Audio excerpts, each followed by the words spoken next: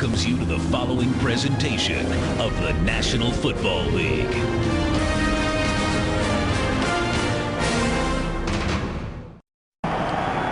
Former Giants Super Bowl hero Plaxico Burress, the only Jets captain sent out for the coin toss moments ago by head coach Rex Ryan. Rex Ryan's unbelievable. He's always got something to get that other team thinking at the beginning of the game.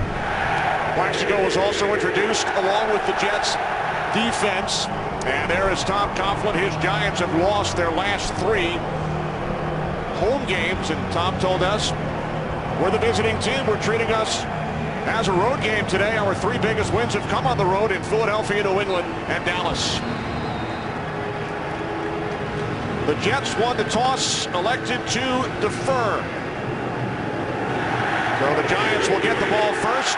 Nick Folk kicks off, and it is taken 3 yards deep in the end zone by Jarrell Jernigan. Jernigan out across the 25 to the 27-yard line as Eli Manning and the Giants offense heads on to the field. There is an injured Jet, Garrett McIntyre.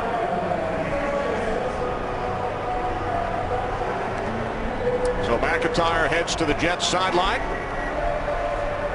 Giants will start from their own 27-yard line. And Eli Manning has just had an outstanding season. You can see there, he's 3rd in the NFL in yards. We all talk about Rodgers and Breeze and Brady.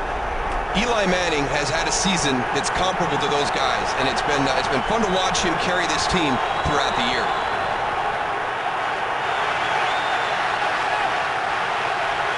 Two tight ends, Brandon Jacobs in the backfield. The handoff to Jacobs on first down, and he's wrapped up after a gain of a yard by Mike DeVito.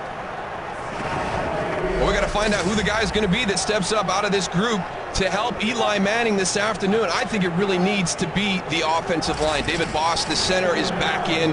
We'll see if they can get this ground game going. The matchups on the outside are going to be fun to watch as Hakeem Nicks and Victor Cruz go against Antonio Cromartie and Darrelle Revis.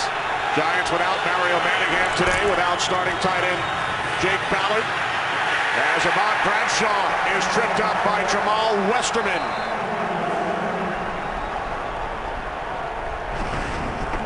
The New York Jets, the #1 thing they cannot let happen this afternoon is for the Giants to have success in their vertical passing game. They understand where these big plays come from. They've got 2 very, very good corners, but they've got to be wary of the middle of the field. That's where a lot of their damage has happened to them this season. 3rd and 11, that's exactly where they want to be, Darryl. Keep an eye on those guys up front for the Jets. Play clock at 1. And the Giants took too much time.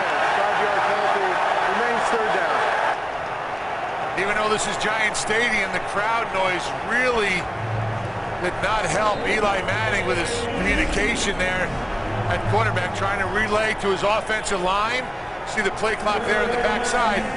Just couldn't get the ball off in time, so this Jets crowd really in favor of the Jets today. Although there is a lot of Giants fans here also.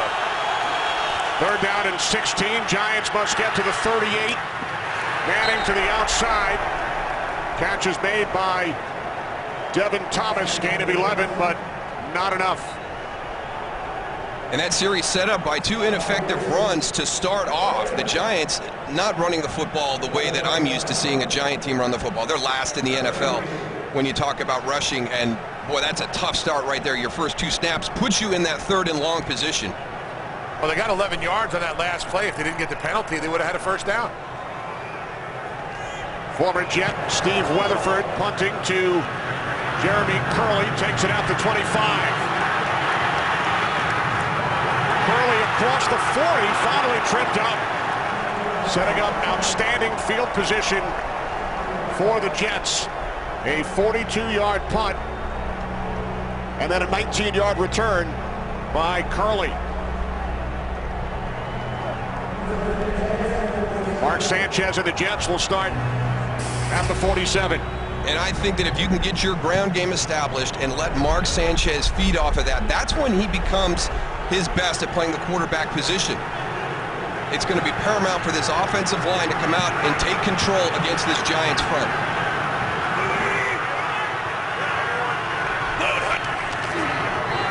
Sanchez looking to throw on first down. Sean Green gains 8 down to the Giants 45. Chase Blackburn made the tackle as we check out the Jets offense. And look for the Jets to do that as an offense. They're going to come out, they're going to try and frustrate the defensive line of the New York Giants. Screens, quick passes, try to establish that running game. Here's the key. These 5 guys right here, if they can take control of the line of scrimmage, establish that running game, Mark Sanchez will feed off that. The play action becomes very important. He can start working Santonio Holmes and Plaxico Burress on the outside.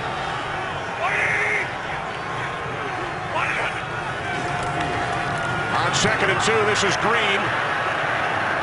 Sean Green, the 8th leading rusher in the AFC.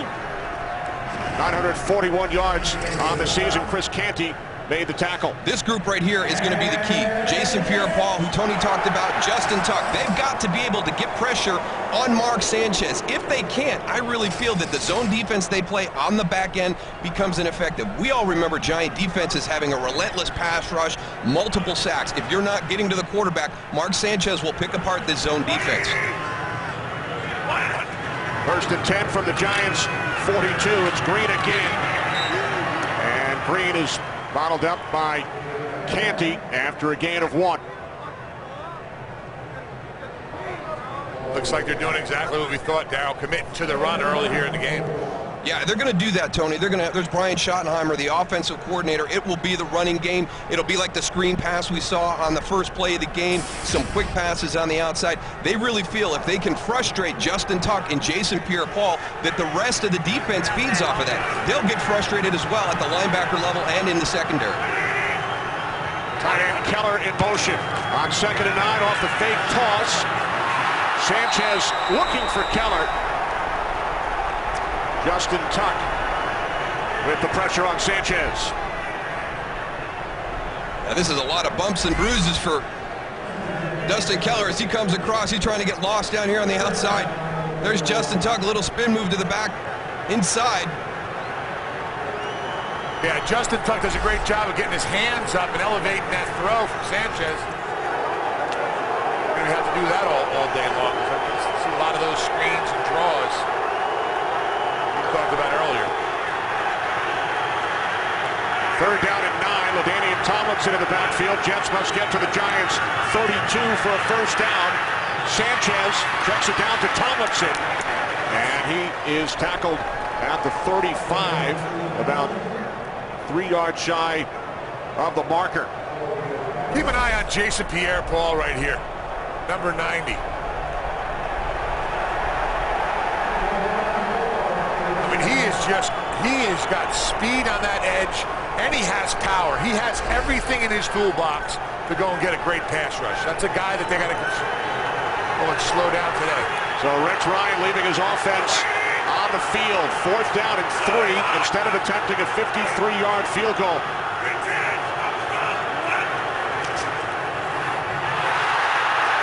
Backwards pass, and it's picked up by Jason Pierre-Paul, but there's a flag. Giants may have had 12 men on the field.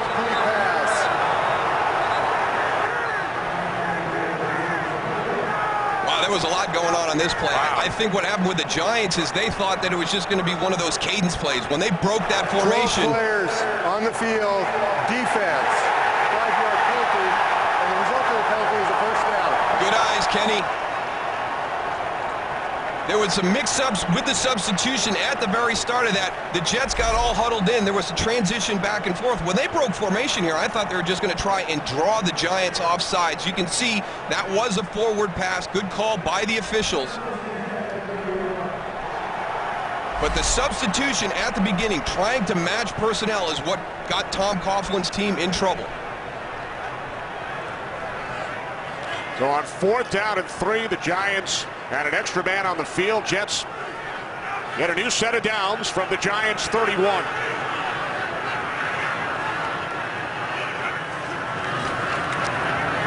Sanchez on first down, and that ball was deflected. Michael Boley got a piece of it. Michael Boley almost had a pick six right there. Mark Sanchez has got a little zip on this ball. It goes through his hands. But I want you to watch him. Watch him read Dustin Keller as he comes out. Watch Michael Boley jump that.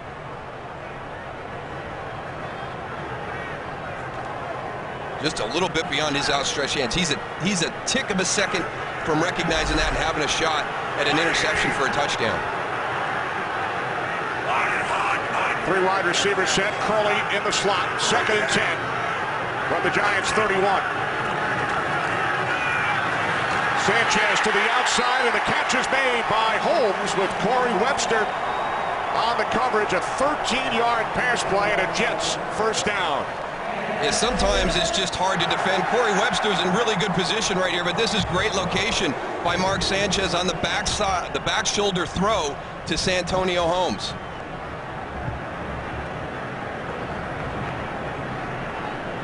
Inside that red zone, Darryl. You better know where Plexico Burris is going to be. That's a target for Mark Sanchez. Burris, bottom of the screen, split wide to the left. Jets lead the league in touchdown percentage in the red zone this season as Sanchez hands it off to Green, and Green gains a couple down to the 16-yard line. And a lot of that improvement in red zone offense this season for the Jets is the addition of Plexico Burris in the passing game. I mean, he causes such a matchup problem with his height and his leaping ability. Both Brian Schottenheimer and Mark Sanchez told us on Thursday we would love to get Burris involved early in this game.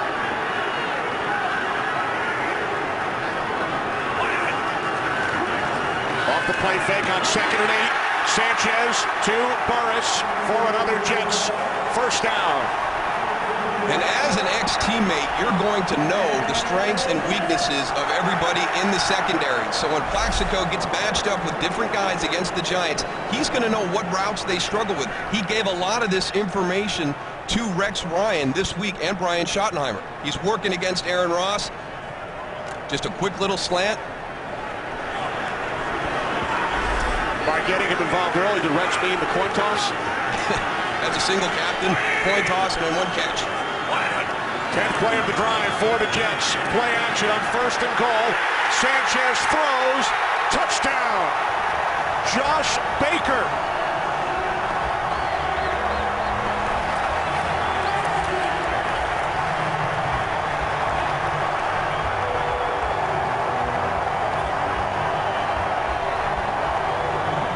That's Jet-style football right there. Physical with the running game. Here comes the motion across the formation. Watch everybody jump with Plaxico Burris as he comes into your picture from the left.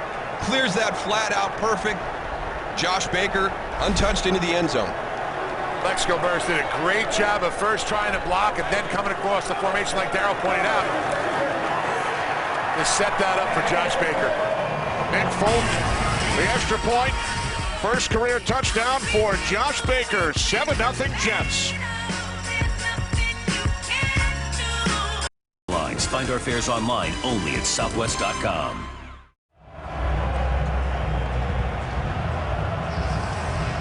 Seven 7-0 lead for the Jets. Josh Baker, rookie out of Northwest Missouri State. 5-yard touchdown reception, as that drive was certainly enhanced by the 12 men on the field penalty on 4th down and 3. Giants had 12 defensive players on the field. Here's Jernigan. Jernigan out across the 30. The rookie out of Troy, 3rd-round draft pick. Good field position for the Giants. Jets celebrate, they lead by a touchdown. Sponsored by Bud Light, the official beer sponsor of the NFL. Here we go.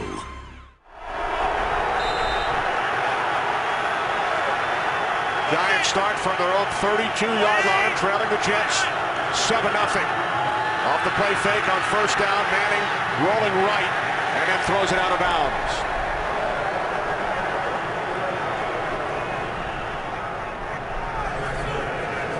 Well, it's been an up and down year for the Jets and the Giants. At the start of the season, it was the Jets, the Giants struggling there, but you see as they've moved throughout the course of the year, kind of bouncing back and forth.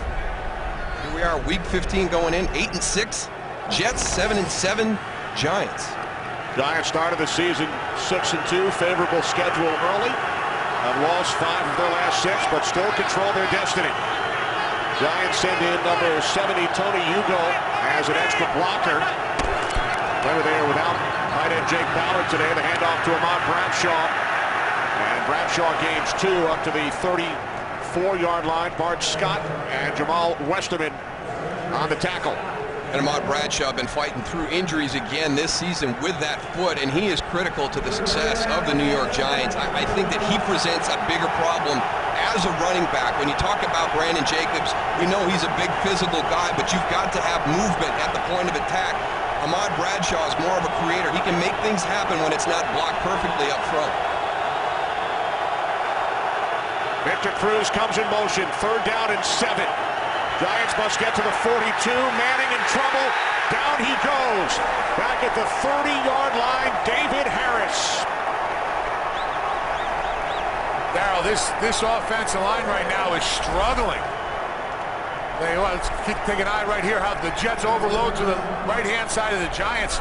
They bring 3 linebackers out on that side. That's what puts the pressure right in Manning's face. 5th sack for Harris this season. Low snap, Weatherford punting for the 2nd time.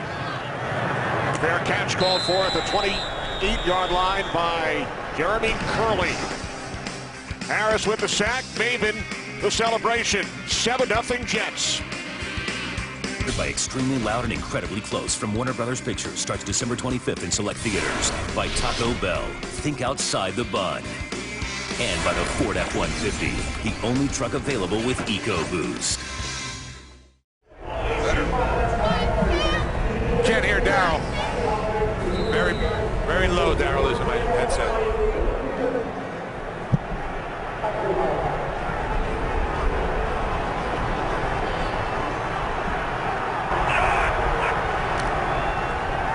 Jets with a 7-0 lead. Sanchez on 1st down, complete to Burris. His 2nd catch, 7-yard pass play. Here it is again. It's that controlled style of offense of the New York Jets. They're going to run the football. They're going to throw screens. There's your quick passes on the outside. Brian Schottenheimer's come out and started this game very well. Now, what happened last week against Philadelphia, when it gets away from this team and they feel like they have to get out of it, now they're out of their comfort zone. If they can stay in here in a tight game, this is the Jet style of football.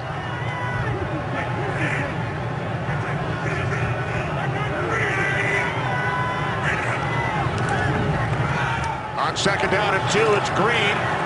Good 2nd effort. And Sean Green picks up a 1st down out at the 39-yard line. Time for a game break. We check in with Kurt Menefee. Kurt? Well, after Willis McGahee had a touchdown overturned by replay, what do the Broncos do next? They give it to Tebow, of course. He takes it in from the yard out. Puts them on top of the Bills 7-0. I'm sure you know this, Kenny Moose and Goose. If the Broncos win today and Oakland loses, the Broncos win the West in the AFC. And there is the scenario. Thanks, Kurt. End around to Jeremy Curley. And Curley takes it across the 45-yard line for a gain of 6. Oh, John Connor, the fullback, he just got to make a decision. When you get on the outside, maybe you've been told to block somebody all week long in preparation. Here he comes in motion. Watch as he comes out the backside. Okay, turn and look inside. There's your guy. There's your guy. You ran right by him. You're trying to get to the free safety because that's maybe who you were told to block during the week, but you got to be a football player. You got to get out on that lead block situation and look for opposite color and just go hit it.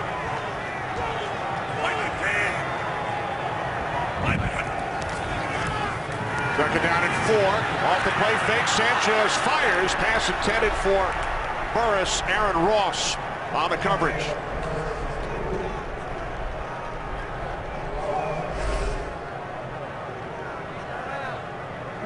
Mark Sanchez with the play action. There it goes. If we can get the running game established, this will become more and more effective. Good tight coverage by Aaron Ross on that play. One of the things that you've heard the Giants secondary talk about this week, hey, we want to be more aggressive. We want to come up. We want to play press. We want to jam them, impact them on the releases.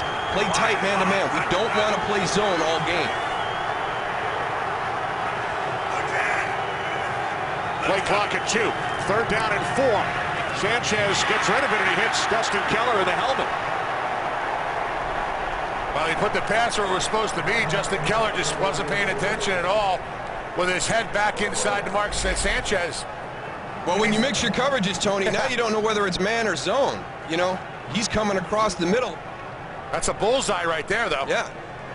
And there's that guy, Jason Pierre-Paul, covering the tight end down the field, the most athletic guy on the field at 6'5", 280. TJ Conley punting for the first time today.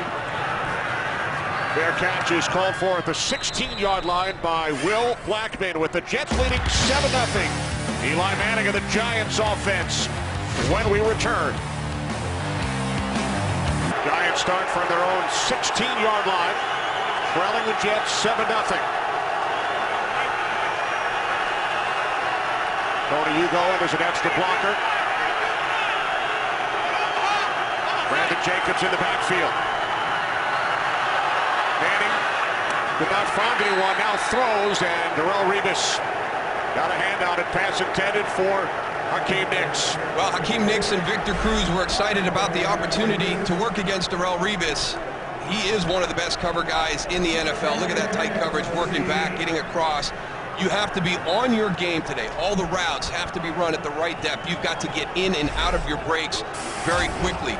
He is good as there is. Now they're going to try and attack him on the inside. They think that they can have an advantage with inside routes against Revis. We'll have to wait and see on that one. Trash talk throughout the week. Nicks referred to Revis as a, quote, decent corner. Off the play fake to Bradshaw. Manning throws, and the pass was intended for Ramses Barden, who took a hit from the free safety, Brodney Poole. Again, a good job by players understanding the rules. I want you to watch Brodney Poole. He's way over here. And watch him come across and not go helmet to helmet on a defenseless player. Plays it the right way, and you can still impact this catch. Ramses Barden's going to make the catch, if not for Brodney Poole, but he does it in a way where he doesn't get the flag. It looked like Aaron Maybin came around and might have hit Eli Manning's arm, because that ball was wobbling when it came out of Eli's hand. Now 3rd down and 10. Manning with time. He swings it out. Jacobs. There you go. There's somebody that wants to make a play. Yep, Brandon Jacobs picks up a 1st down. That's the way Brandon Jacobs needs to run. Mad. He's got to get mad. He's a big-bodied guy. Watch him out here on the screen. Here he is. He goes in protection first, dumps out. Now when he gets it, turn it on. Right upfield, protect the ball. Look at those guys bouncing off him like popcorn. So you got low, Tony. A lot of times Brandon runs a little bit high. You saw that time he dropped down, put the hammer on Kyle Wilson. Jacobs gained 12. 1st and 10 from the 29-yard line. And that pass is dropped by Nicks.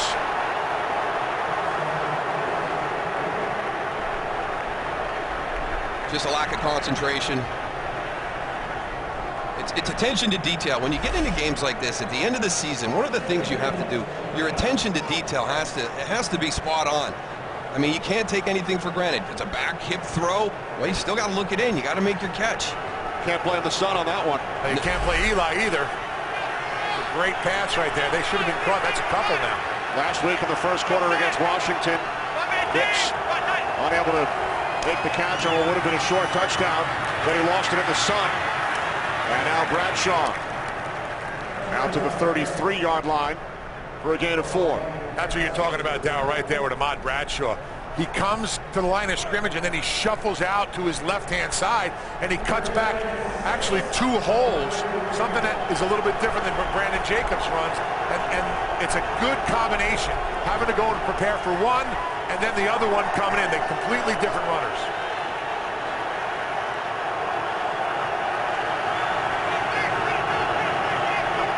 Third down and 6. Giants must get to the 39. Manning airing it out, intended for Nicks. Antonio Cromartie on the coverage. No flags. Giants will punt. Trying to create a one-on-one situation on the backside. But there's your pressure again. Whether it's linebackers getting in, secondary getting in, right now, the Giants are a little bit confused with what the Jets are doing, and they felt that they had a good game plan coming in. Marty did a really nice job on Nix also, using his body so he couldn't come back inside where that ball was thrown. The punt is angled towards the sideline. Weatherford keeping it away from Curley. Jets will start at the 20. Wishing you happy holidays and a Merry Christmas! Jets owner Woody Johnson and his family, his club leading the Giants 7-0.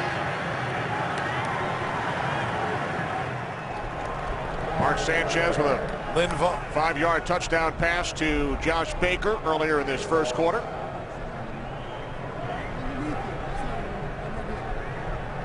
Danian Tomlinson getting a little feisty down there, bottom of the pile with Linval Joseph.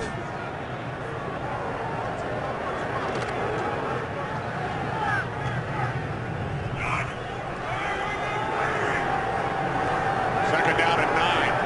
Hoyt's in motion.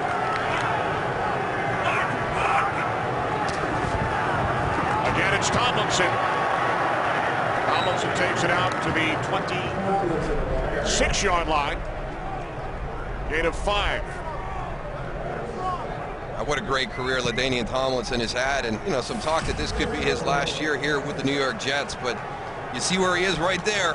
He has a nice day this afternoon. He'll pass Jerome Bettis, move up into 5th place all time.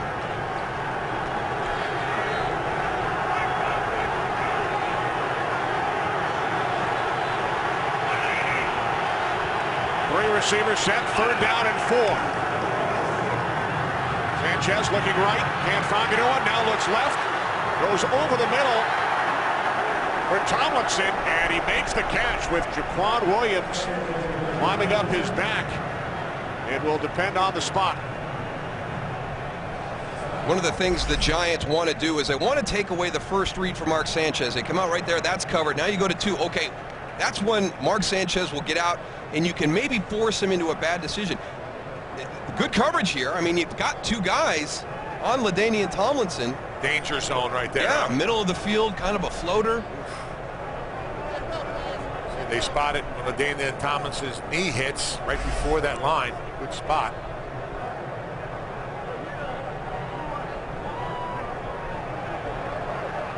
Just short, says referee Pete Morelli.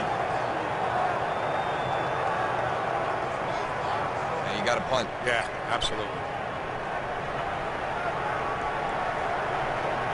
We'll go back to the last punt. We had some pressure. Derek Martin coming on the inside, takes Eric Smith, drives him back into TJ Conley. So no roughing the kicker there because it was zone player, but they brought pressure up the middle.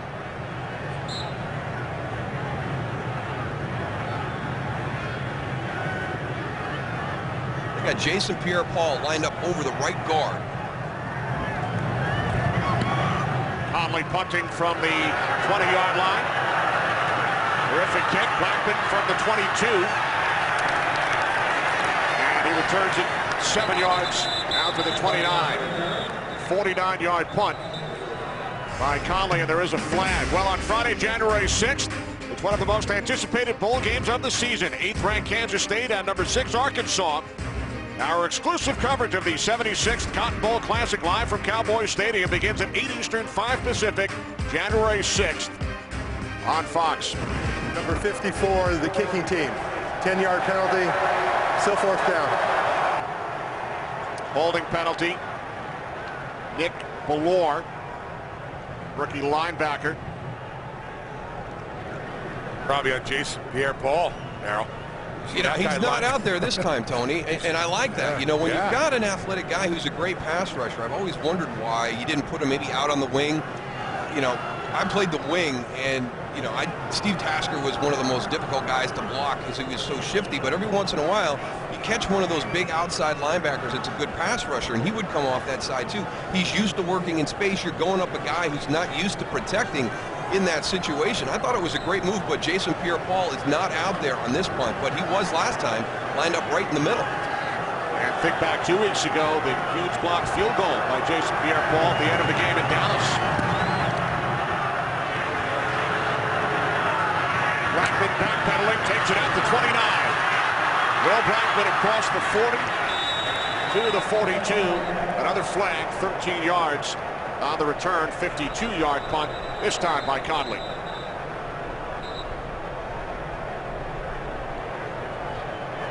Wow. Holding against the Jets once again.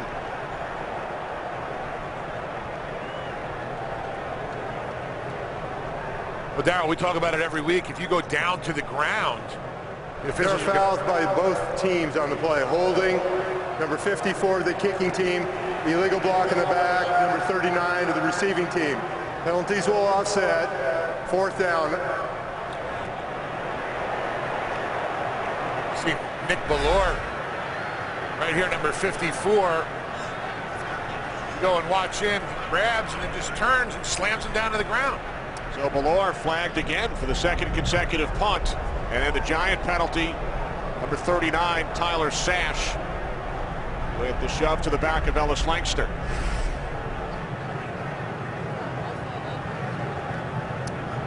So Conley will punt for a third straight time. I think the Giants right now, they're tipping their hand a little bit if they've got Jason Pierre-Paul and they're obviously going block. I'd leave him in right here. He's athletic enough to work on the return aspect too. Oh boy. Good pressure from Devin Thomas that time. And it's taken by Antrell Roll. Knocked out of bounds at the 45. So terrific field position for the Giants. Only a 39-yard punt.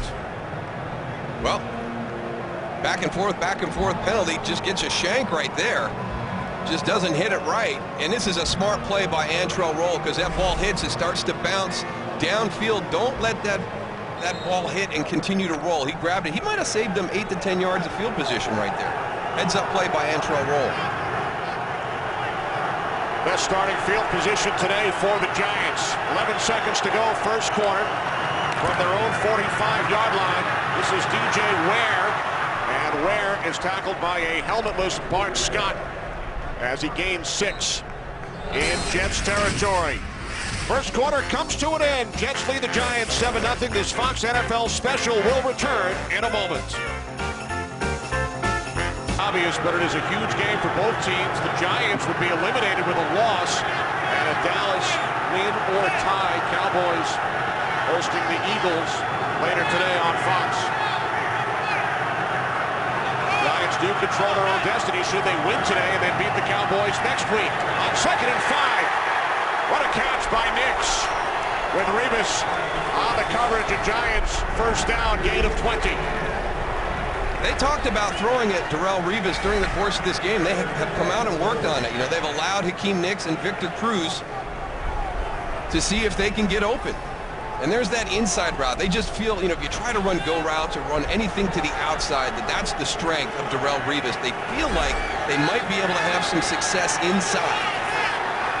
First catch for Nix today. Manning in the first quarter, just 3 of 8. On first down, here's Bradshaw. Calvin Pace wraps him up for a loss of a yard. Hey, Darryl, this offensive line for the Giants just doesn't look like they're coming off the ball. Doesn't look like the Giants offensive line we're used to, especially in this run game. Well, some of the guys talked about it too, Tony. With David Boss coming back in, there was some discussion about maybe keeping it the way it had been with Kevin Booth at the center and Mitch Petrus at the guard. Bigger bodies, they've run the ball a little bit better over the last couple of weeks. But David Boss, he's your big free agent signing. So, you know, put him in the game, see what you can do. Boss, the ex-49er, missed the last 3 games. Second down and 11. Manning to the outside, intended for Barton. Cromartie on the coverage. Cromartie once again with that body, doing a nice job of forcing the receiver outside. Yeah, Ramses Barden lets Antonio Cromartie just work him all the way to the sideline. Yeah, once his feet go out of bounds or he steps out of bounds, he can't catch the ball. So Cromartie did a nice job making a play on it, trying to get interception on that one. Third down and 11. Barton split to the left. Cruz and Nix to the right. Giants must get to the 20 for a first down. Manning throws wide open. Victor Cruz cuts inside the 10 and is finally tackled by David Harris at the Jets' 2-yard line. A 28-yard catch and run by Cruz. How about this guy this season? Victor Cruz all the way out here. Watch him get down the field, works the in route. They've got zone coverage. There goes that middle of the field. When the Jets have struggled in the passing game, the middle of the field has just opened completely up. And there's a nice job with the run after the catch by Victor Cruz. Yeah, David Harris.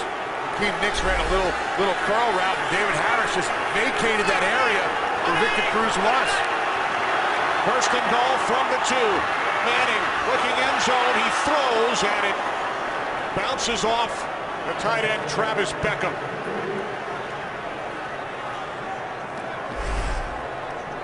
Travis Beckham, number 47,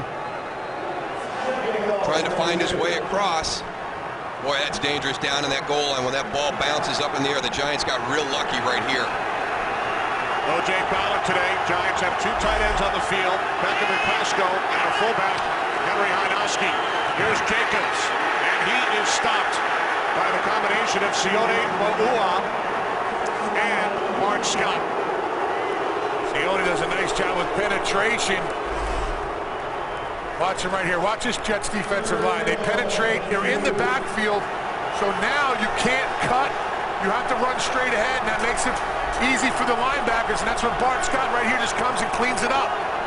Exactly what you want to do as a defensive line.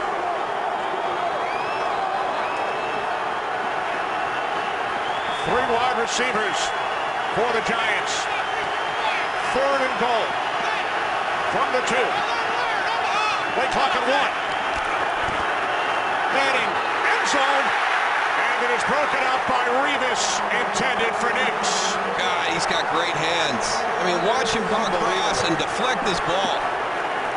This timing is impeccable. You can't play this any better.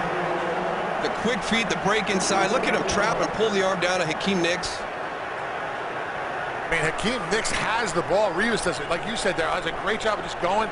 He's not all the way around front where he can punch the pocket. He gets his arm, takes his arm away, and that's why the ball goes out. So here's Lawrence Tynes, a 21-yard attempt from the right hash. And the Giants are on the scoreboard, but they had first and goal from the 2. Could not punch it in. Revis makes the big play on third down. Today's game is sponsored by Frost Brewed Coors Light, the world's most refreshing beer. By the Droid Razor, thin is no longer frail, only at Verizon. And by Chevrolet and their award-winning cars, trucks, and crossovers.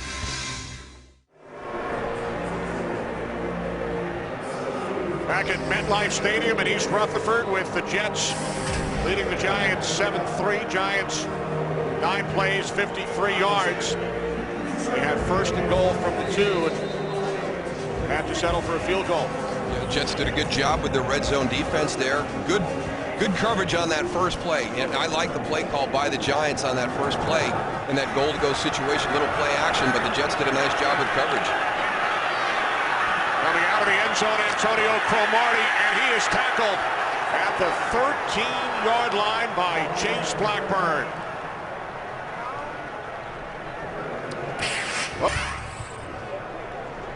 Darrelle Revis, they think that they can work the inside on him, but I think they may have to rethink that one after that coverage on that third down play. Great job defending Hakeem Nicks on the slant. Jets start from the 13-yard line as Sanchez overthrows Joe McKnight. You got to take advantage of this opportunity. You get Joe McKnight matched up against Michael Boley, a linebacker, and it's just a go route. You can see he's beat right away. Antrell Roll is going to have trouble getting over there. Mark Sanchez has got to put that ball in a spot where at least Joe McKnight can make a play on it. McKnight listed as questionable throughout the week due to a shoulder injury. Second and 10 from the 13. Sanchez over the middle to Keller. to the 18-yard line, a gain of 5. This game is evolving, you know, the way that if you're a Jet fan, you want to see it. Run the ball effectively. Mark Sanchez at 8 out of 13. You're starting to build that confidence. Now, the big question is, when do they go for that shot down the field? The Giants have really struggled with big pass plays this year. The Jets feel like they can get one down the middle of the field on them. 3 wide receivers set for the Jets. Early in the slot. 3rd down and 5. Jets must get to the 23. Catch is made by Curley. And we'll see if the Jets get a favorable spot here. He did a good job of getting beyond the sticks when he ran his route. So Curley picks up the 1st down. Gain of 6. And the reason you do this is exactly this situation right here. Antrell Roll does a nice job of making the tackle immediately. But Jeremy Curley goes far enough with his distance to make sure he clears the sticks. So if he is tackled immediately after the catch, he still has the yardage for the 1st down. We see so many guys not go beyond the sticks.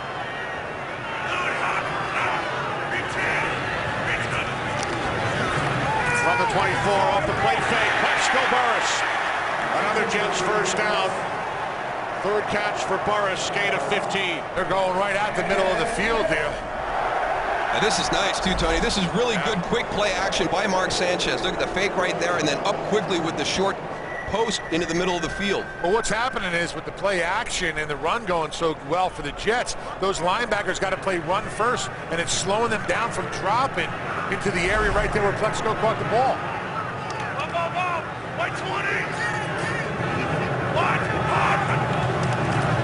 From the 39 on 1st down and Sean Green. Down to the 43-yard line. Gain of 4, setting up 2nd down and 6. Plaxico Burress, game-winning touchdown reception for the Giants in Super Bowl 42. Still has many friends on the other side. 3 catches today. In fact, he spent part of Thanksgiving with Brandon Jacobs and his family.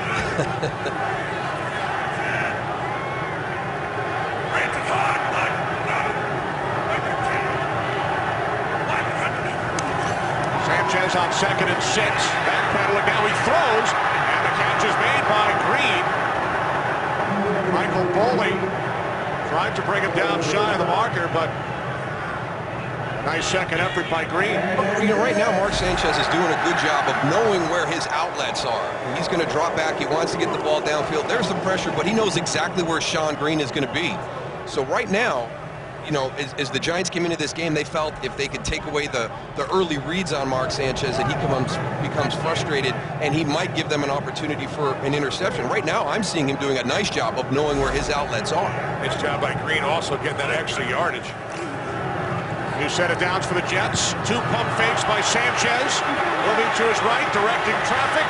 Did not find anyone. And then he runs into the arms of Justin Tuck at the line of scrimmage. Time for another game break with Kurt.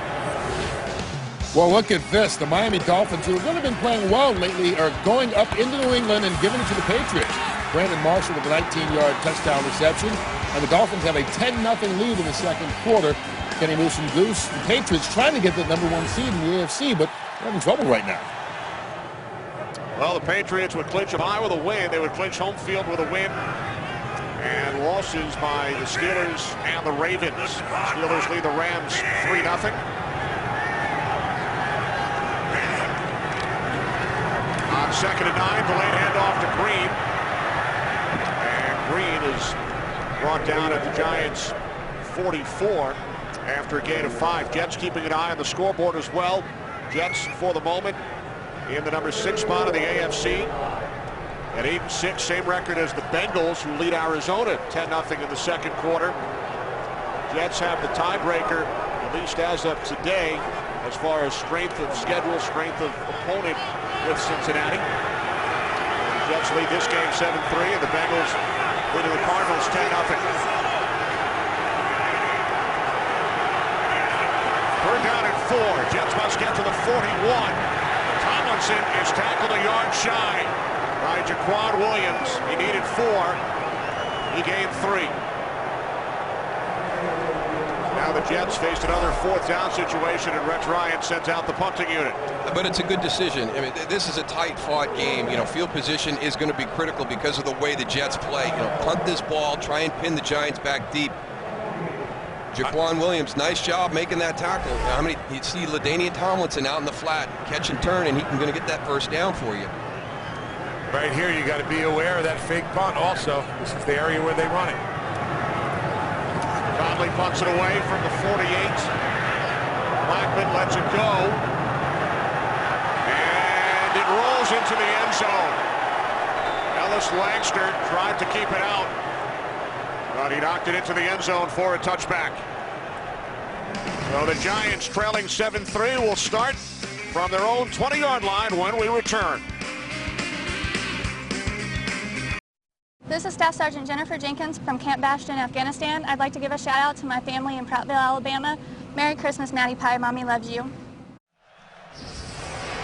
To all the men and women of our military and their families who are a part at this holiday time, thank you from all of us at Fox for your commitment and your sacrifice.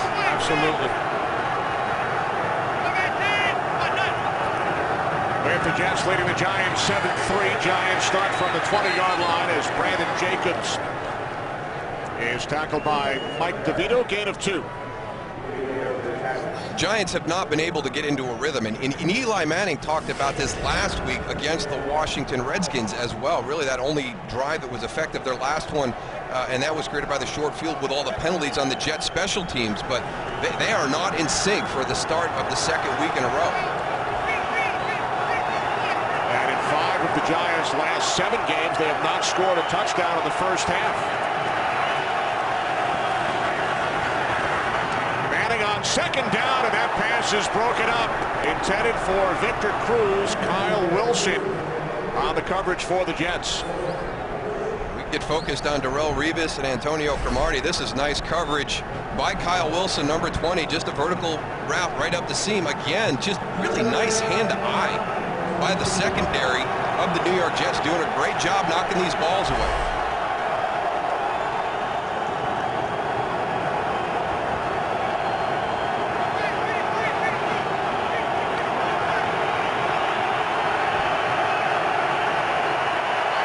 Receiver set for the Giants. They must get to the 30. Catch is made by Gordon, but he is tackled at the 25-yard line, first by Antonio Cromartie. So the Giants go 3 and out. The big challenge for the Giants offense this week is identifying where the threat is coming from. Pretty easy right there. You can see all the guys on the outside. But then they play a nice zone coverage in behind that. So you think you're going to get all that pressure, you send the guys down vertical, and you're going to have some space. But the Jets trick the Giants and are playing zone coverage behind that blitz. Weatherford punting for the 4th time from his own 15-yard line. Taken at the 22 by Curley. Big burst by Jeremy Curley as he is across midfield. And then finally forced out of bounds. A 53-yard punt and then a 28-yard return by Curley.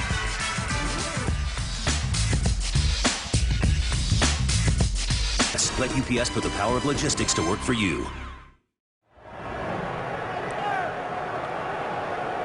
Jets with a 7-3 lead.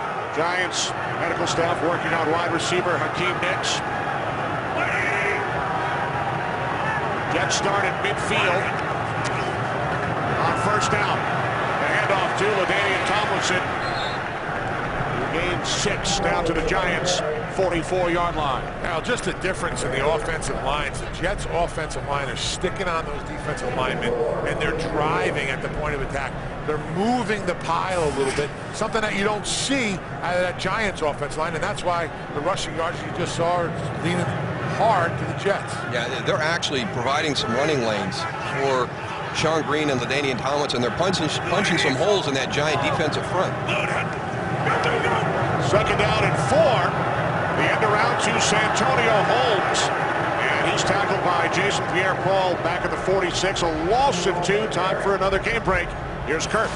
Hey, the Steelers could win the North. They could get the #1 seed, or they could be a wild card. This guy trying to help, he's a wild card. John Clay signed off the practice squad yesterday. first NFL carry gives the Steelers a 10-0 lead, and New England's losing 17-0 to Miami. Kenny Moose and Goose. Could be another wild day, guys, as we saw last Sunday. I don't know if you can top last Sunday. Penalty markers prior to the 65 offense. 5-yard penalty remains. Third down.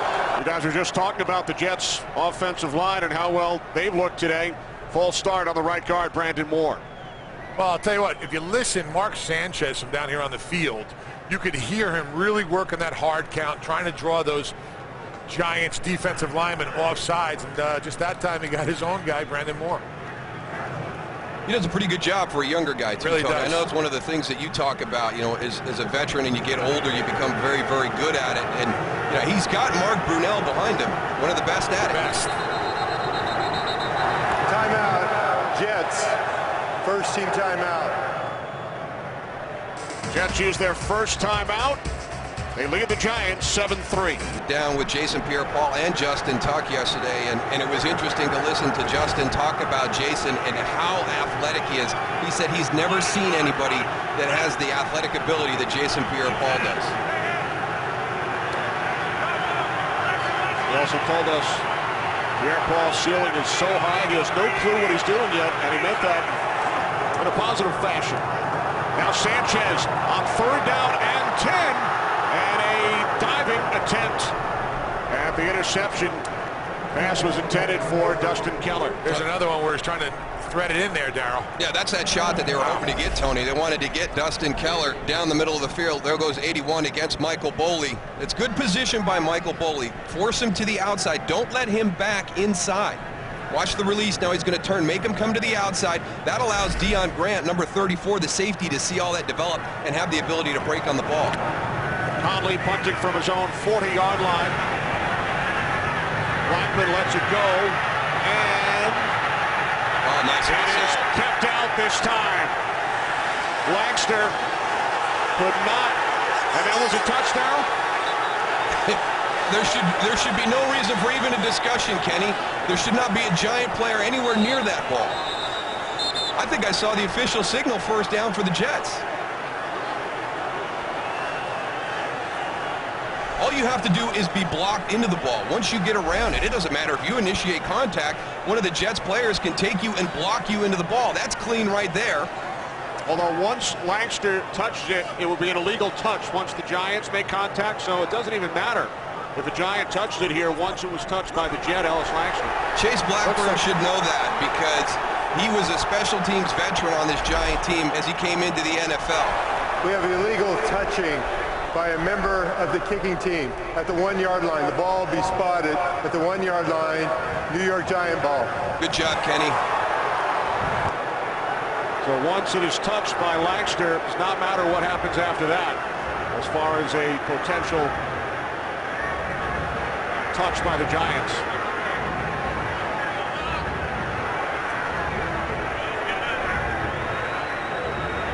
Langster tried to keep it out the last time and could not. Well, we saw that Jets defensive line in front seven penetrate a little bit in situations like this. These guys are licking their chops. That Giants offensive line better come and fire out so they can get this ball out of the end zone area.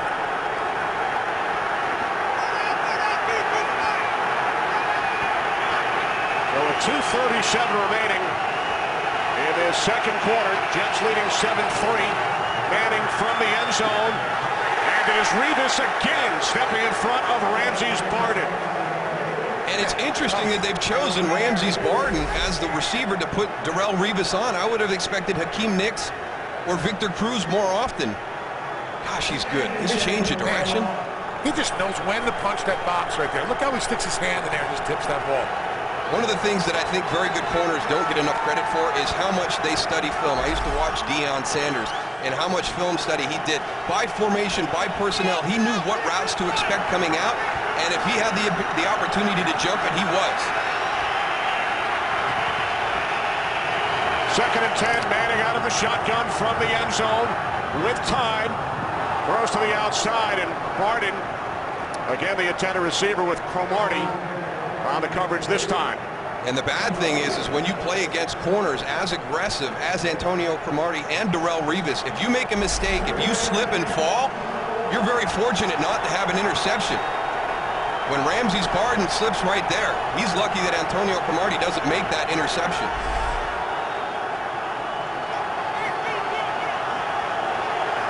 You got to get some positive yards here just so you can punt the ball from a normal distance. Manning on 3rd and 10. He fires, and the catch is made by Cruz, who breaks free. One man to beat. Victor Cruz down the sideline. Cruz is going to take it all the way, tying an NFL record. 99 yards from Manning to Cruz.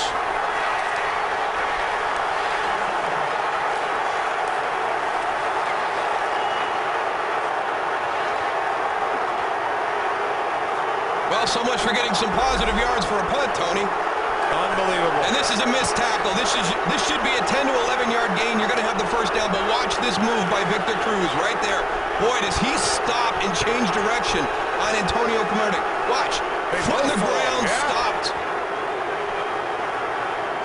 That's just a foot race. And that's a nice little move right there from Eric Smith to get those legs out, stay inbounds.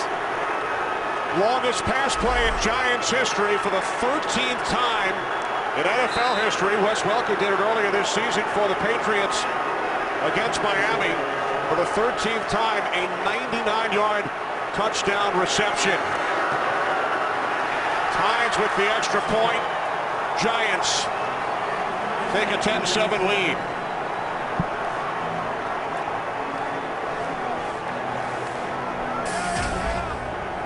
Talk about a huge turn of events, Darryl. Giants with 1st and 10 from their own 1-yard line. 2nd and 10 from the 1. 3rd and 10.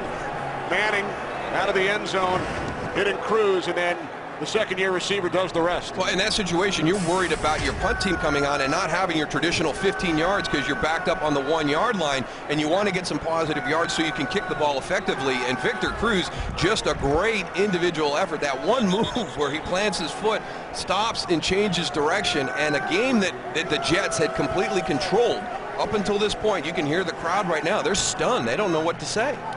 Well, some of them are chanting Cruz, at least the Giants portion of this crowd. The Jet fans are stunned. 99 yards from Eli Manning to Victor Cruz. Think back to the 2010 preseason. Cruz, as a rookie, had a huge day against the Jets. 6 receptions, 3 touchdowns, and then was injured, played in only 3 games last year. And what a revelation for the Giants this season, making Giant fans, Giant coaches forget about the loss of Steve Smith to Philadelphia. Yeah, and that's what we had that game earlier this year when Victor Cruz had his coming out party down in Philadelphia. And yeah, even the coaches, we knew he was a good receiver. We did not know he was this explosive as he's played this season. Cromartie tackled at the 12. Will Blackman, terrific special teams player, former Green Bay Packer. Here's a 99-yard touchdown pass that only goes 11 yards down the field, and it's a great stop and start by Victor Cruz. The ability to plant your foot, change direction, and get going the other way. He leaves Antonio Cromartie on his knees. That should have been an 11-yard gain right there for a first down, and that's what happens when you miss tackles. And you got speed like Victor Cruz.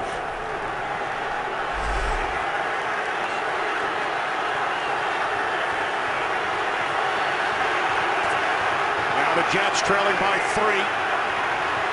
Start from their own 13-yard line. Sanchez to Green. And Sean Green weaves his way up to the 18-yard line for a gain of 5. And that will take us to the 2-minute warning with the Giants leading by 3.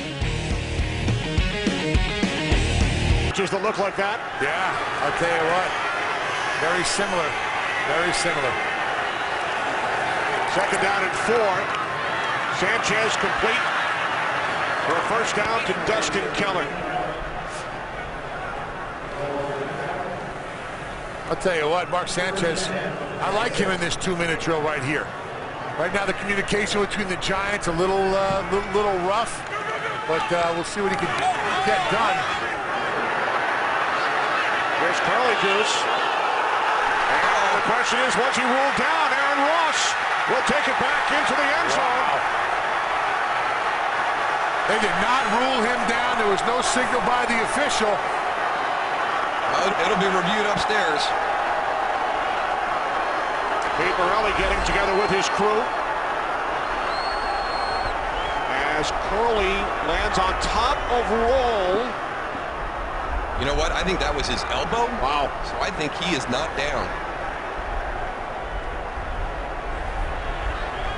He's going to land on top of Antrell Roll mostly. We will review the previous play. If his elbow hits, he is down, right?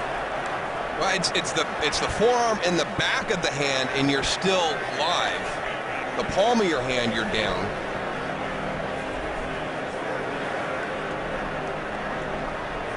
Curly goes over the top of Roll. Let's see if the elbow hits. Is it the elbow or the forearm, though? But did it hit on the ground or on the right cleat of Roll? Looked like the elbow may have landed on the right cleat of Antrell Roll.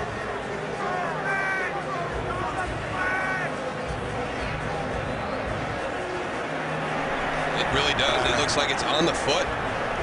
Wow. That's a heads-up play by the Giants, though, scooping that up and bringing it in the end zone.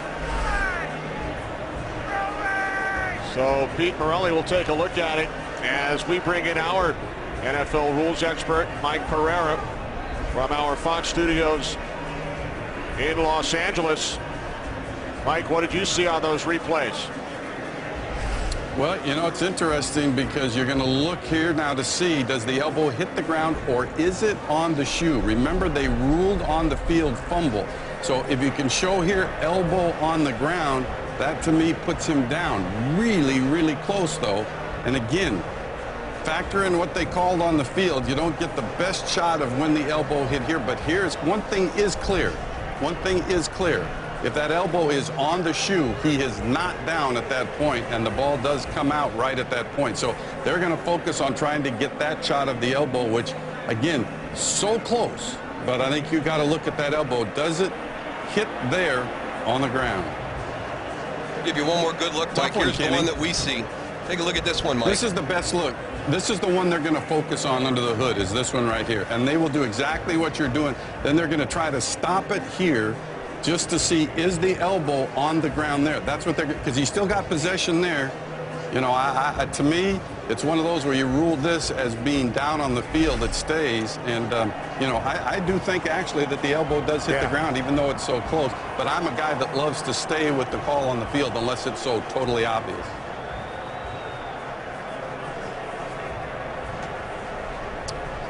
Here comes referee Pete Morelli. Thanks, Mike. After reviewing the play, the receiver's elbow is down. He is down by contact. The ball will be placed on the 30.5-yard line. Second down. So it is ruled by Pete Morelli that Curly's elbow hit the turf and not the right cleat of Antrell Roll. I thought Mike was going to be right. I thought that they would stay with what was called on the field. Well, I think the angle of the foot, it would have slid off the foot, and his elbow would have hit anyway. You know, it's not like he was totally under it. It was almost like on an angle where his elbow did hit the shoe, it would have slid down and then hit the turf. So I thought it was a good call. Great break for the Jets right now. Let's see if they can do anything with this here with 1:26 to go.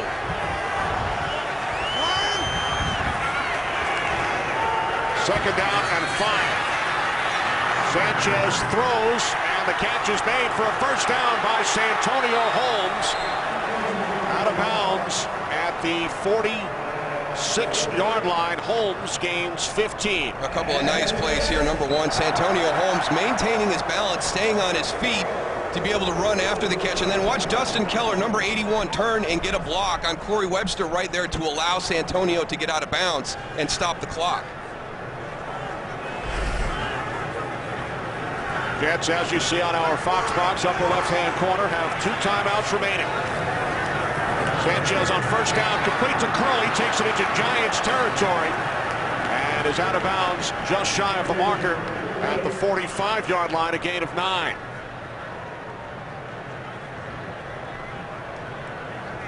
But These right here are the timeouts. As you can see, the Jets have one down. Giants have 3 remaining. Nice little timeout thing. I like that. Thank Kenny. I like your look today, Goose. Thank you. First time we've seen you in a tie all season. Here's Tomlinson. Nice Tomlinson down to the 35. Kenny Phillips made the tackle. LT picks up a Jets first down, gain of 11. Nice play call by Mark Sanchez right there in the 2-minute situation.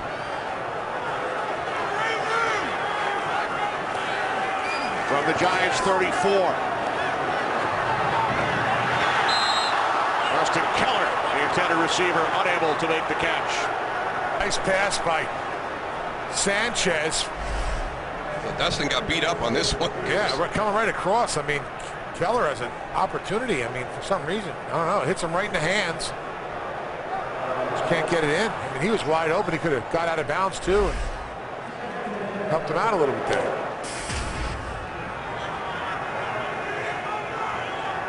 Perry Fuel, Giants defensive coordinator, second down and 10. 42 seconds remaining. Second quarter, Giants lead 10-7 on a 99-yard touchdown pass from Eli Manning to Victor Cruz. And Jaquan Williams up in the face of Sanchez. What a first half for Williams today. He has played well. Very athletic, good in coverage, and good at finding his way through traffic here to get pressure on Mark Sanchez.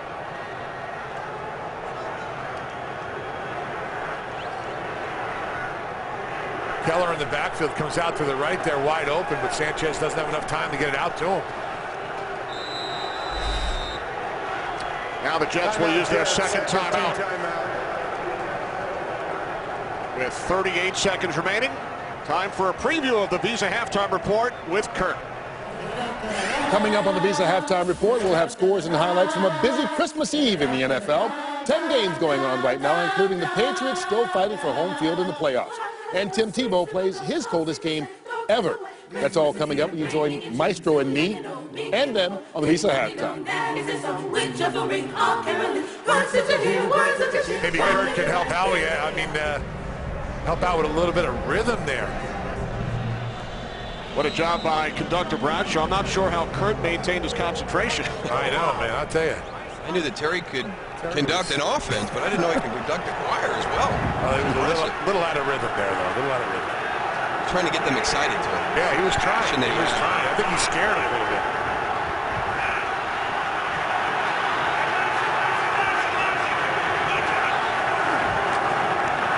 Sanchez on third down and 10. And this time Keller able to make the catch for a Jets first down at the Giants' 19-yard line. 15-yard reception with 33 seconds remaining. This is just a nice play. Dustin Keller, number 81, working against Michael Boley. He's got safety help over the top, too. That's just a nice throw by Mark Sanchez. Not a lot of room for air right there. Good location with the throw.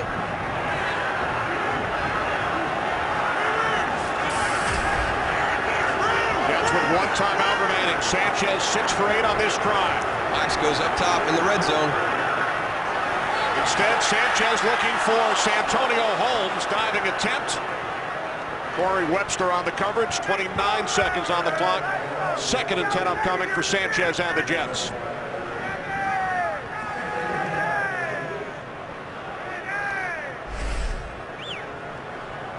Working the one-on-one. Just a little bit beyond the outstretched hands of Santonio Holmes.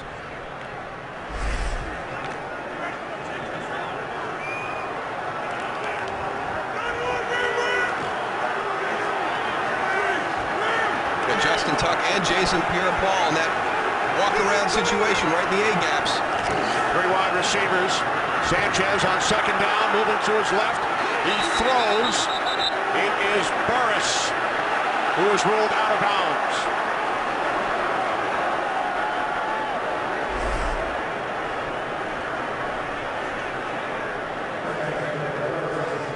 Yeah, his knee came down out of bounds.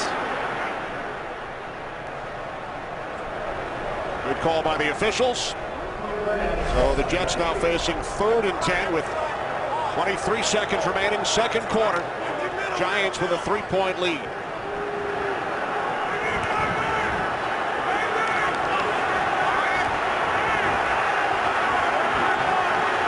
Empty backfield for the Jets. Play clock at 1. Sanchez wrapped up. Down he goes, back at the 26-yard line. We've been talking about him all day long. Jason Pierre-Paul now with 14.5 sacks. Coming off your edge on the outside. Working against DeBrickashaw Ferguson. And there's the bad thing about Jason Pierre-Paul. Timeout, a 30-second timeout. Speed and power right there. I mean, DeBrickashaw Ferguson is a Pro Bowl left tackle for the AFC. And Jason Pierre-Paul has that unique ability. You're worried about the athleticism, the speed to go around you, and then when he decides to drop those shoulders and do a bull rush, he's extremely strong. Yeah, you saw DeBrickashaw on his heels backpedaling, and Jason Pierre-Paul does a nice job of just coming right inside, keeping him square. And you know what else, Darryl? Jason Pierre-Paul has an extension. His arms, I think they're 38 inches long. I mean, when he goes and extends his arms, it is so hard for those offensive linemen to stay on. That's why he's in the middle of this field goal attempt right now. Timeout is taken by the Giants. Timeout, Giants. First team timeout, 30-second timeout. Lines up to attempt a 44-yard field goal.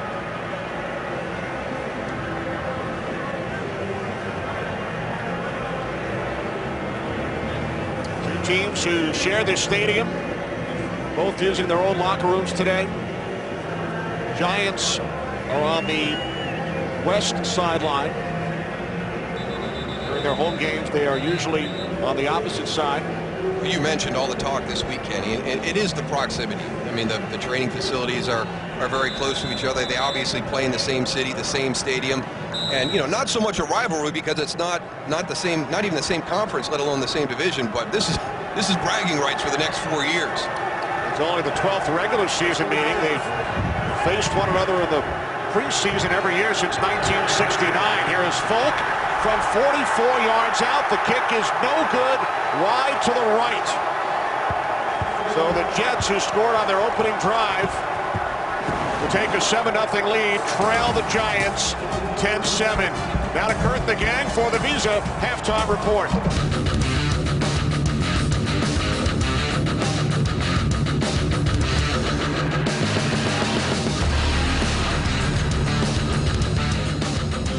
We got set for the second half. Giants lead the Jets 10-7. Darryl, the first half numbers. Well, it's been the big play in the first half for the New York Giants. The Jets really controlled the flow of the game, but you see right there, 3 20-plus yard plays for the Giants, none for the Jets. Cruz with 2 of the 3. Follow your favorite team all season long. Go to iTunes.com/NFL. Jets won the opening coin toss deferred, so they will get the ball first here in the second half.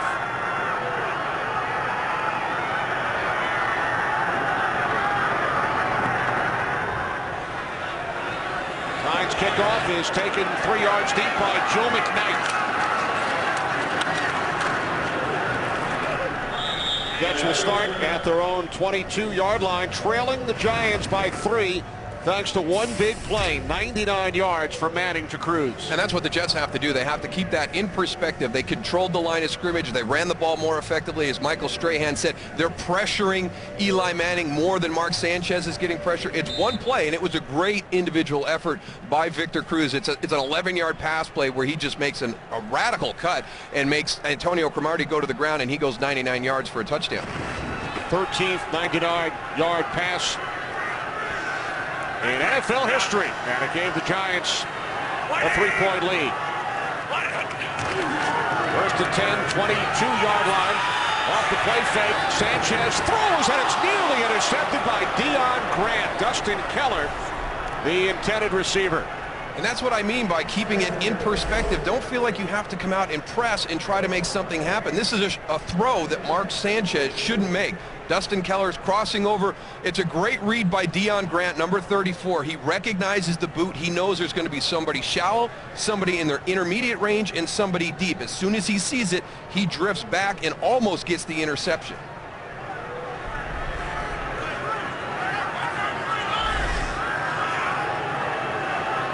LaDainian Tomlinson in the backfield. Play clock at 2, second down and 10 as the Jets get the snap away just in time. And Sanchez's pass in the ground intended for Tomlinson. I had a chance to talk with Tom Coughlin. He's stressed that in the second half, we have to go and establish the run. We cannot put Eli in the situation where they're just going to go and tee off and rush the passer all the time. And then I talked to Rex about that touchdown play that Darryl talked about earlier. And he just said, listen, we had the perfect defense called. We fell down. We have to back each other up. And we have to tackle in plays like that. He was adamant about stressing the tackles at halftime. All right, thanks, Goose. Third down and 10. 4 wide receivers for the Jets. They must get to the 32-yard line. Pass was deflected at the line. Dave Tollefson got a hand on it. You get the edge pressure from Justin Tuck is going to force Mark Sanchez to step up. And then as he throws, he's going to make contact. Dave Tollefson gets up, deflects that pass. Well, the Jets go 3 and out on the opening possession here in the second half. The punt by Conley, taken at the 30 by Blackman. Nowhere to go. So Eli Manning and the Giants offense with a 3-point lead will start from their own 31.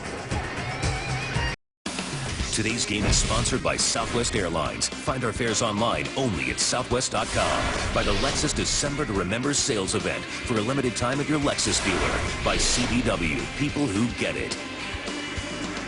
And by Bud Light, the official beer sponsor of the NFL. Here we go.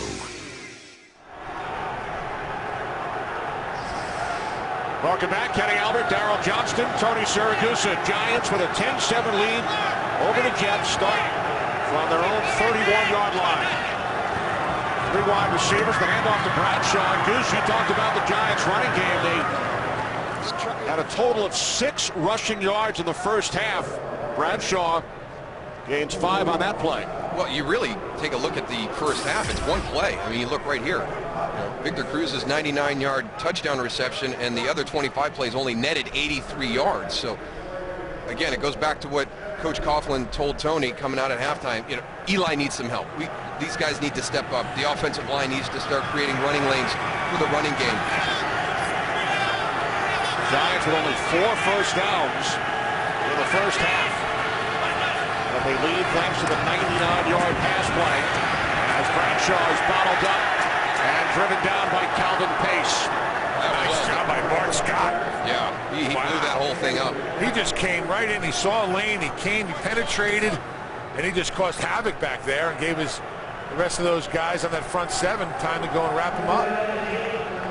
Loss of 3 on the play, setting up 3rd down and 8.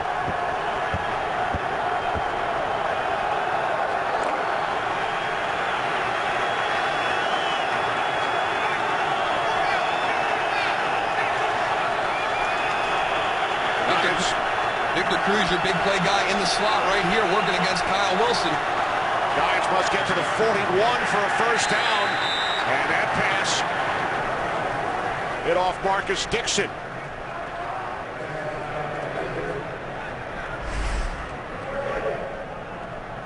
The Jets doubling on the outside, and then they're going to trap Victor Cruz. Plenty of time for Eli. But again, it's what Tony likes to see the defensive lineman do all the time. If you're not going to get to the quarterback, watch his eyes, and then as he throws, elevate, try and deflect that ball. Yeah, you take away those passing lanes. Weatherford, the former Jet, punting from his own 22-yard line.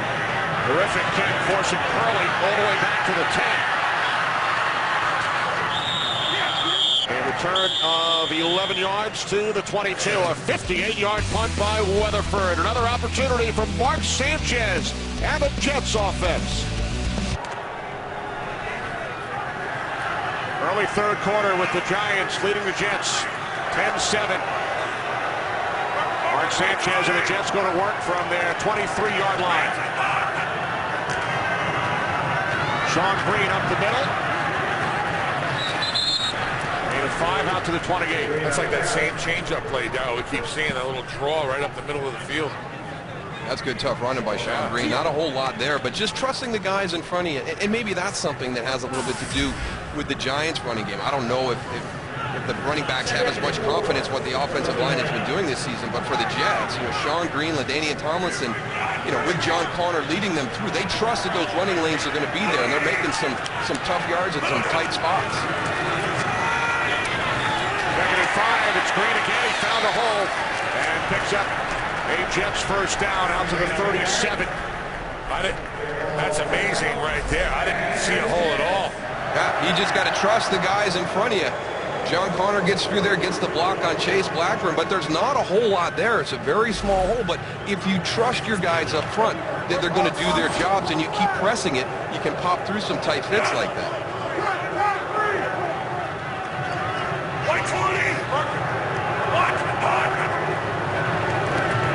From the 36 on first down, it's Green as the Jets continue to ground and pound. Gain of 4, time for a game break. Here's Kurt. Well, the bad news season for the Vikings just got worse. Keep your eye inside the circle. Adrian Peterson on the run. Ugh. His left knee just collapses on that hit. They're officially saying it's a left leg injury, but clearly it's a little bit more than that. Christian Ponder also out of the game with a head injury. They do have the lead in Washington, but bigger picture, not looking good. Can he move some goose? I hate to see that. Not a guy of that caliber. God, he's been battling injuries all year. Second down and 6 after 3 straight runs by Green. Sanchez in trouble. Down he goes. Justin Tuck with the sack of Sanchez back at the 34-yard line. That's just great patience by Justin Tuck. Watch him out right over here. Goes, he sees it, it gets nice and flat. He doesn't bite on anything and just keeps going and closing the area between him and Mark Sanchez. Does a nice job of wrapping it up. Almost gets the ball out right there. And a little bow to the crowd to get them fired up. It's funny to listen to him talk so highly about Jason Pierre-Paul. Yeah. You look at Justin Tuck, he's pretty athletic himself, and he said he's not even close to what Jason Pierre-Paul can do. I don't know about that. That was pretty good play right there. Now Sanchez on 3rd and 12 fires, and it's nearly intercepted by Kenny Phillips. Antonio Holmes, the intended receiver. Jets will send out the punting unit. Got that weird feeling right now, Tony. The game's kind of hanging there in the balance, waiting for somebody to make a play, Somebody needs to step up and make a play. Well, it seemed like the Jets had that momentum early until that big play led up by their defense, 99 yards by Cruz, and now it's sort of like stagnant, but it's swinging a little bit more towards the Giants down here. Conley punting from his own 23. From the 24, it's Blackman. And a nice tackle made on special teams by Bart Scott. Only a 3-yard return. Big sack by Justin Tuck. Giants get the ball back, leading by 3. Fox is sponsored by Verizon. Call ** NFL to download NFL Mobile only from Verizon. Early 3rd quarter, Giants 10, Jets 7. 1st and 10 for the Giants from their own 27-yard line. Good protection on 1st down. Manning now moving to his right, chased by Pace. He throws. And Darrelle Revis on the coverage for the Jets.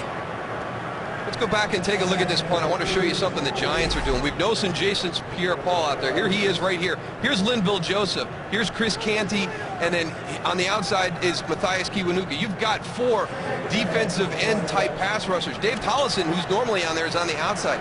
So this Jet punt team in their protection is facing 5 pass rush specialists from the Giants defense. Giants doing whatever it takes. Brandon Jacobs. Jacobs running hard. Out across the 35-yard line, gain of 9. Get coverage of every NFL game on NFL Mobile. Call ** NFL now.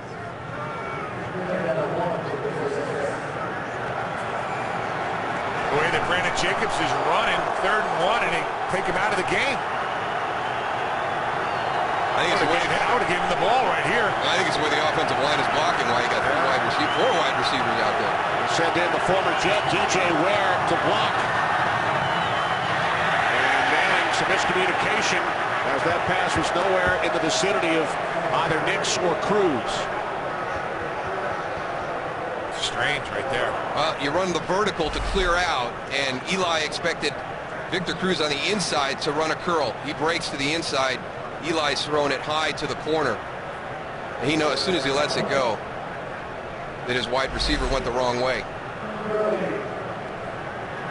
This will be the fourth punt of the third quarter. We have not yet played 6 minutes. Weatherford 58 yards the last time. This one is end over end. Taken on the run by Curley, but he called for a fair catch. So the Jets trailing by 3. Back in offense when we return. Back at MetLife Stadium. Woody Johnson on the right. Jets owner, Giants co-owner John Mara. Jets will start from their own 28-yard line. Trailing the Giants 10-7.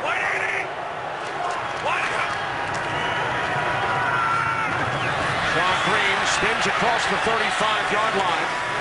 Out to the 36 for a gain of 8. That's just that same play over and over again. I formation, right up in the A gap. Yeah, but they're not able to take advantage of it with the play action, Tony. We've seen them run the ball effectively, but we haven't seen them be able to take advantage of it with the play action pass.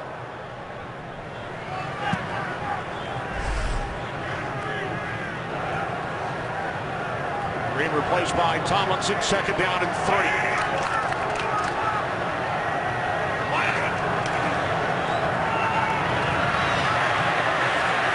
First down, Tomlinson, out to the 42. There's that confidence of that O-line, though. You know, you get into these second and short, not second and short, but second and medium situations. You have confidence that you can run the ball for the first down. They're staying ahead of the chains, and the Jets really all afternoon have done a nice job on first down. Sean Green right there trying to work out that little boo-boo he got. Football players get boo-boos? Yeah.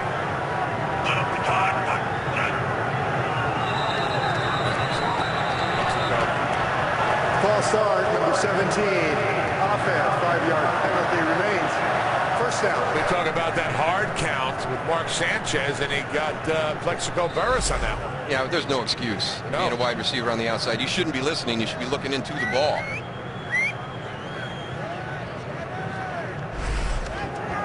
Think he was getting the pass on that one, Darryl? He's a little anxious right there. Well, I hope so. I mean, if it's a running play, he's even in more trouble.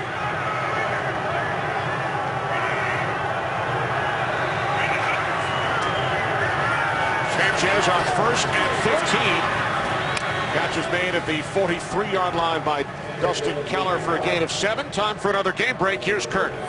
After being down 17-0 at home to the Dolphins, the Patriots mounting a comeback. Tom Brady hooking up with Deion Branch in the back of the end zone. 1-yard score that came off a Dolphin turnover. They're now within a touchdown in the third quarter, 17-10. Kenny Moosenden. I don't think any lead is safe when you're playing the Patriots. Tom Brady's just too good.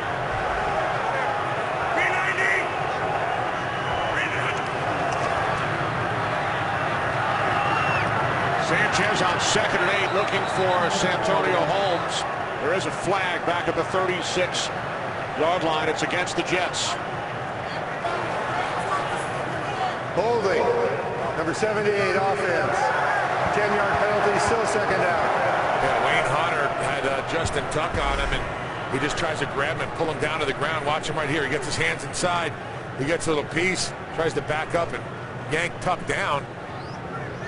See the jersey right there.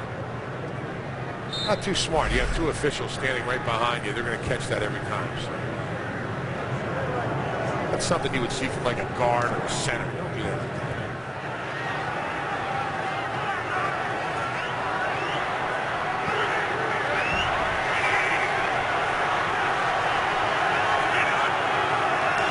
Second down and 18. And that pass is batted down by Rocky Bernard. When you're going to throw short passes, towards the middle of the field, you're going to have the tendency to have a lot of these knocked down. And Here's another one here in the second half. This time Rocky Bernard.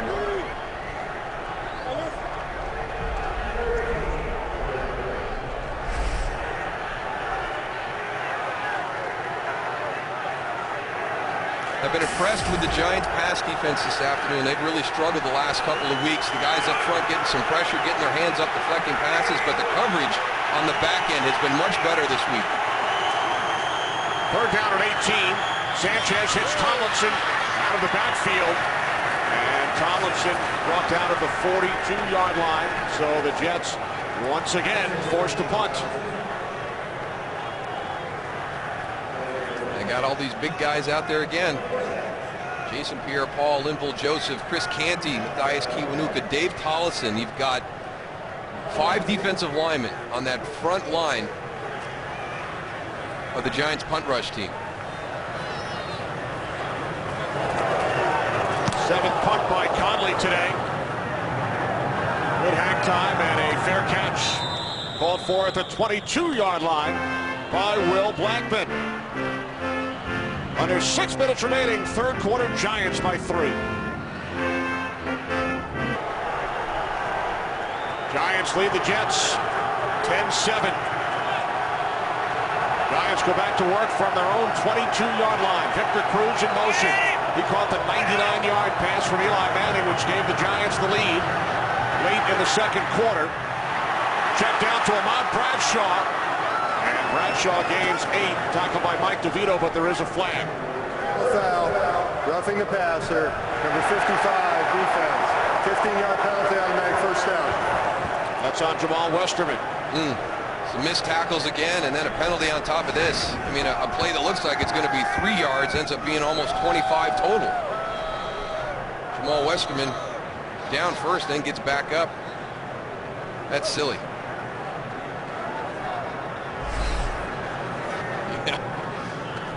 Trying to knock some sense into his own head.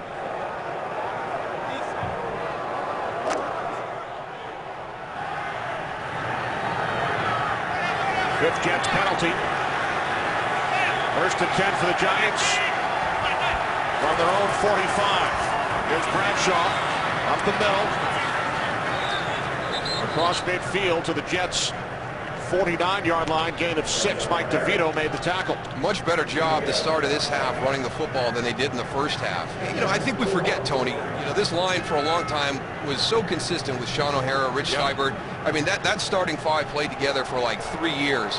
And, you know, we always talked about them, you know, individually not great, but as a group, they were really, really good. And they're going through a transition this season, and they just don't have that same confidence right now that they had in that previous group.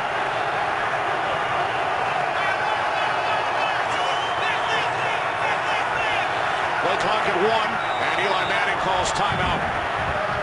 With the play clock winding down. Giants use their first timeout of the second half. 4:42 remaining of the third. Giants by 3. From the New York Jets family. New York family. Merry Christmas. Feliz Navidad. Or as we say in the islands, Kenny, you're good with names, but can you say exactly what Sione said there? Can you repeat that or not? Can you tell me his last name?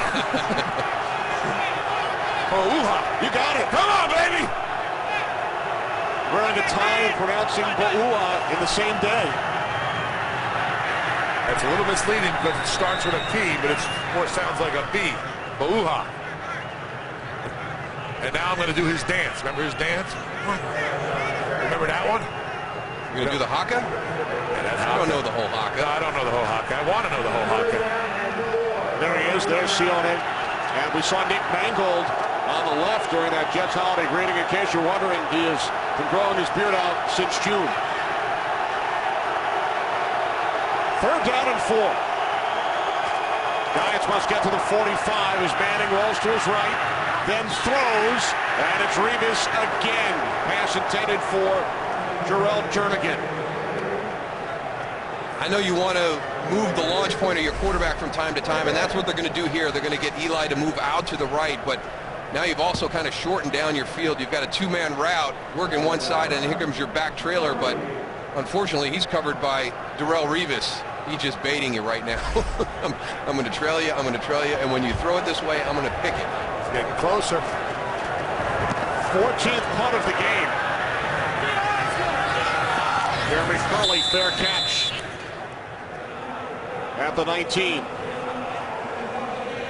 He's just so good in and out of breaks. It's like he's step for step with the wide receiver, and then he's got such great hand-eye of getting that arm across and knocking that ball out.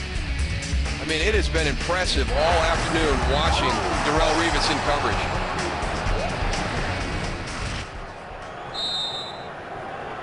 It's not how fast you run, it's how fast you stop. You say it all the time, Darryl. This guy right there, Darrelle Revis, can stop. Yeah, but unfortunately, he can do both. He can run fast and stop fast. I'll tell you.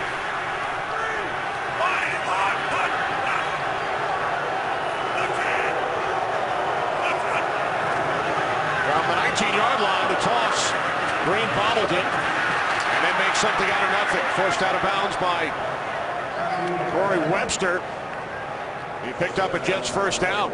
Wow, this looked like it could be a disaster right here on the toss. Let's see if it's low. No, it's a great toss by Mark Sanchez. Sean Green just takes his eyes off it a little bit, and then, like you said, he sure does make something out of nothing. What a nice job on that sideline. Staying in bounds, yeah. Woo. Oh. Longest run of the day for the Jets, 13 yards. Jets scored a touchdown on their opening possession of the first quarter. Since then, 7 punts and a missed field goal. They trail the Giants by 3. From the 32, Sanchez to Holmes. And he did not maintain possession. Again, another example of the Giants in coverage today. Much better than they have been for the last couple of months, or a couple of games. Corey Webster, as he's bobbling it, is there to get there in time, knock that ball loose. That's been a tough run for the Giants. I mean, they've played Aaron Rodgers, Drew Brees, Tony Romo, and Rex Grossman had a decent day against them last week. So they've played against some good quarterbacks here in the last month, but they've really played much better this afternoon. 2nd and 10, Keller. And it's 6. Out to the 38. Looks like the Giants all day, Darryl, have been staying in cover 2 back there with their 2 safeties and just playing everything in front of them. And knowing that the Jets really aren't going to take a lot of chances downfield. I'm surprised that the Jets haven't tried to go along that seam, throw a nice seam route or something and go and split that combo back there. Well, it is something they've struggled with, over the last 4 weeks, the deep ball, and I'm surprised that Brian Schottenheimer hasn't given Mark Sanchez a few more opportunities to try him on a big play. Movement prior to the snap, false start, Jets. False start, 65 offense, 5-yard penalty remains. 3rd down. Right guard Brandon Moore flagged for the 2nd time today. And to get back to what you guys were talking about as we take another look at the penalty, the longest completion for Sanchez today has been 15 yards. I think everybody but Brandon Moore moved on that play. He was the only guy who stood still. Mark Sanchez trying to work that hard count like we talked about earlier, Darryl, but there's no confidence in the rest of his offensive line is staying onside. Sanchez on 3rd and 9, and Holmes made the catch, and then he fumbled. He was brought down, and let's see, now it's ruled. Now it's ruled an incomplete pass. Incomplete pass. This is back-to-back weeks where Santonio Holmes has had some big miscues. He's got it secured right there. I thought he had it. Took a couple of steps, and then it was knocked loose. It's close. But a couple of big miscues last week in that Philadelphia game in the first quarter. And he's had a couple critical drops here today as Tom Coughlin throws the flag. Are they telling him he has to pick it up, though, because it's... It was ruled an incomplete pass on the field. There is no challenge on the play. 4th down. Giants cannot challenge. Good job by Pete Morelli and his crew explaining to Tom Coughlin that he can't challenge that.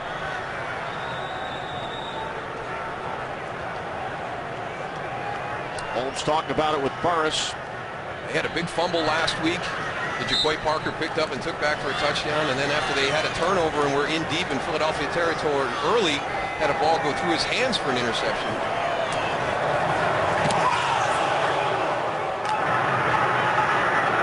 Blackman lets it bounce, and it takes a Jets roll inside the 20 to the 19-yard line with just under 2 minutes remaining in the third quarter. Coming up after the Giants and Jets, it's America's Game of the Week. Most of you will see the Eagles and the Cowboys, some the 49ers and the Seahawks. America's Game of the Week coming up next on Fox. Now remember, if the Giants lose this game, they would be eliminated with a Dallas win over Philadelphia. If the Giants win, they stay alive no matter what happens in the Dallas game and would play for the division next week. A Giant win today would eliminate Philadelphia. And from a Jets standpoint, tied record-wise with Cincinnati. The Bengals lead Arizona 23-0 in the fourth quarter. There's DJ Ware. Takes it out to the 23-yard line for a gain of 4. Yeah, I think the Dallas Cowboys may be catching Philadelphia at the wrong time again. They caught them off the bye earlier this year, and Philadelphia put it on Dallas. And it's similar to Green Bay last year. You know, Chicago was trying to knock Green Bay out of the playoffs in Week 17 because they were one of the hottest teams in the NFL. They wanted to win the championship. Philadelphia this year, it seems like they're getting their momentum back. They're playing well right now, so get them out, get them out. They would be out with the Giants win today. Second down and 6. Manning fires downfield for Cruz. He's got it. Victor Cruz with another spectacular catch. 36 yards. And with that catch, he sets a Giants franchise record for receiving yards in one season. It appears to be that they want to put Revis and Cromartie on the outside receivers. They put Victor Cruz in the slot and they run a little wheel, so he draws Kyle Wilson in coverage. And Eli Manning, what a great throw. I mean, that was a small window between corner trailing and safety over the top. Cruz with 3 catches today. He eclipses Amani Toomer's franchise record. Hand off to Brandon Jacobs. Jacobs has a first down and more. Brandon Jacobs takes it all the way down to the Jets' 14.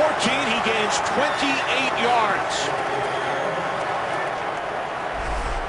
Who says he's just a big man? Some wheels here for Brandon Jacobs as he gets to the outside.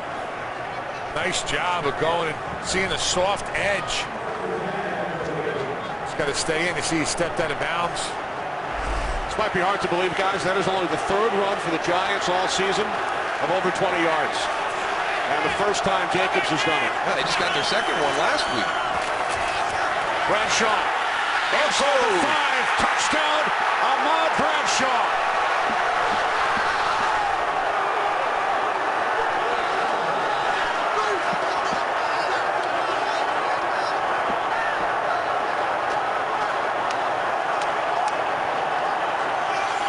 Well, they wanted to establish the run here in the second half, something Tom Coughlin talked about going into halftime, and I think they've accomplished it. Hey, Tony, how about the role reversal, though? Brandon Jacobs on the big run to the outside. Now, here's your little guy. Boy, he just drops it on Rodney Poole. I mean, he just lowered his shoulder and ran him over. Times the extra point. 3 consecutive plays. 36 yards to Cruz. 28-yard run by Jacobs and a 14-yard touchdown run by Ahmad Bradshaw. That has been the MO today for the Giants. They have struggled for the majority of this game, but it's been the big play. But Ahmad Bradshaw goes back inside. Rodney Poole comes up, and he's just not ready. He looked like he was stumbling when he got up after he got hit by Ahmad Bradshaw. You better go and check Poole on the sideline, make sure he's okay. For Bradshaw, his 4th touchdown the last 3 games. Giants lead by 10. Now he puts his head down and just completely runs him over. What did Bart Scott say about Ahmad Bradshaw? Said he runs like an alligator. Yeah, he says everything's going. You can't go and get him. You don't know which way he's going or what direction he's going. His legs are moving. His arms are moving in a different direction. All of a sudden he gathers up, and he's a powerful man.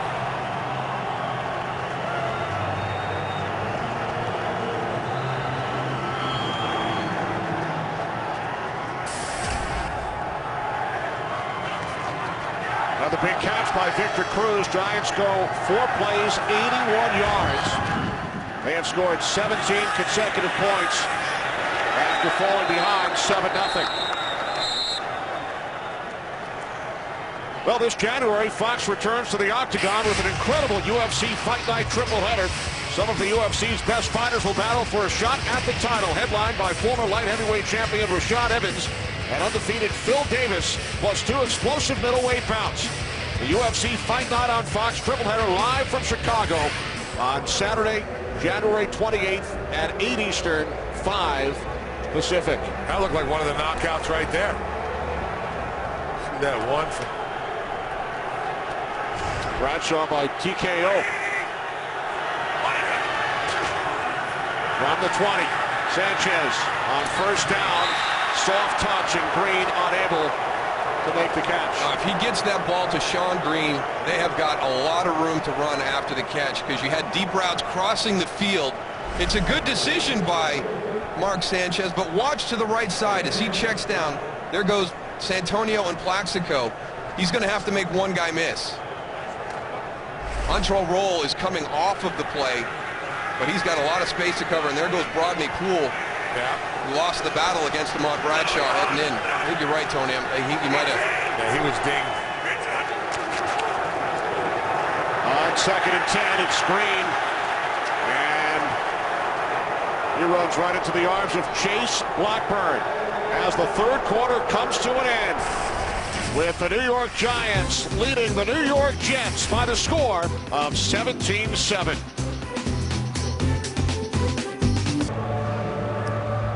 Governor Chris Christie of New Jersey on the left, chatting with Jets owner Woody Johnson. Some powerful men right there, owner of the Jets and the governor of the state of New Jersey, Goose.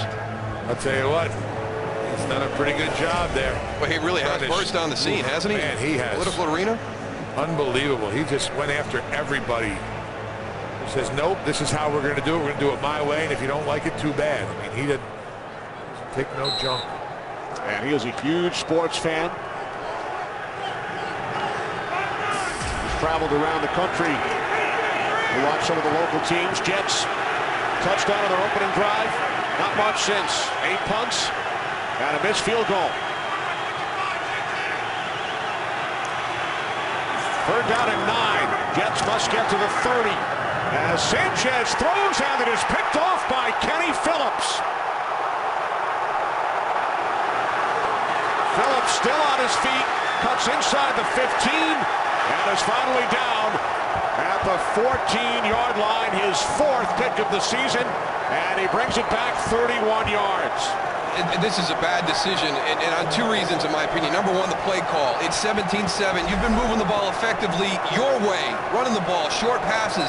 You haven't really tried to go deep down the middle, and now all of a sudden you do, and you've got Jeremy Curley, who's stopping and coming back. And Mark Sanchez thinks he's going deep down the middle. And that is a huge mistake, Goose. Antrel Roll held Jeremy Curley up there on the line of scrimmage. You can never get off the line of scrimmage. I mean, by the time the timing was so off, I agree with you, Dow. He should have never threw that ball. From the 14 on first down, this is Bradshaw. And about Bradshaw loses a yard. Muhammad Wilkerson, Jets' first-round pick out of Temple, makes the tackle. I mean, there's a time and place to go for that big play like Darryl was talking about, but I don't think on that first down that was the time or the place. You're running the ball, you're coming out, you're establishing the run, you're doing everything right. Pick and choose your time. I mean, that was not the time.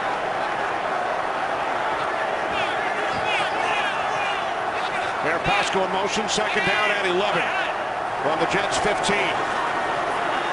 Manning steps up, And then is taken down back at the 19-yard line. Muhammad Wilkerson, third sack this season. It's a good thing they got pressure here, because this is a play, this is a double move in the red zone designed to go to Travis Beckham for a touchdown, but Eli Manning's not going to have the opportunity to get it off because of the pressure. Travis Beckham, 47 right here, a little out and up.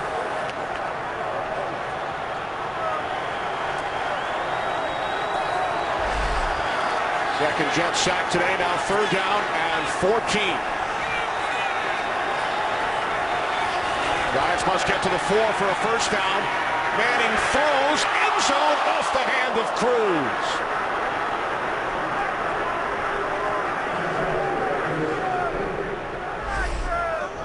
Looked like Victor Cruz might have just mistimed his jump a little bit. No, that's just sailed on Eli a little bit. You can see him staring at it at the end. He timed it well. He's elevated as far as he can go. Victor Cruz already with 164 receiving yards on only 3 catches. He set a Giants franchise record, breaking the mark set by Amani Toomer back in 2002. 36-yard attempt by Tynes. It is good, so the Giants extend their lead following the Kenny Phillips pick. Early fourth quarter here at East Rutherford. Giants lead by 13. Sponsored by the 2012 Jeep Wrangler Call of Duty Modern Warfare 3 Edition. Rated M for mature. By Lowe's. Lowe's, never stop improving. And by Windows 7, it's a great time to be a family.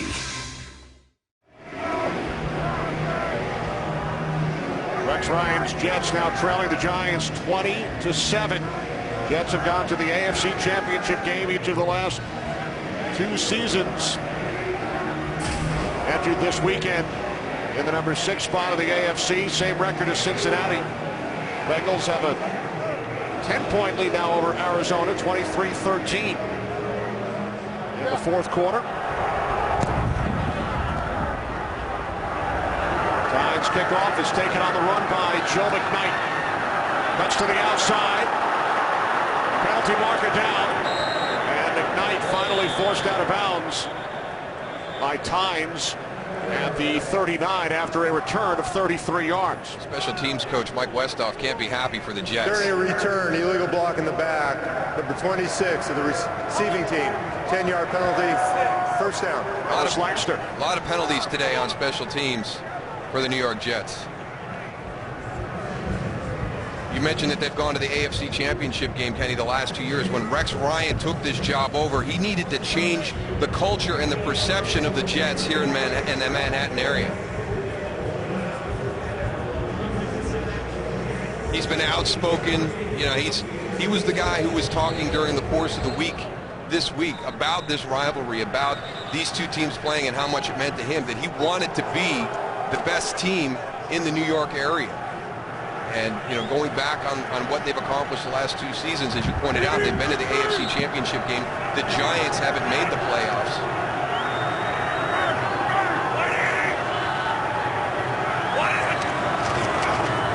Right, the 26.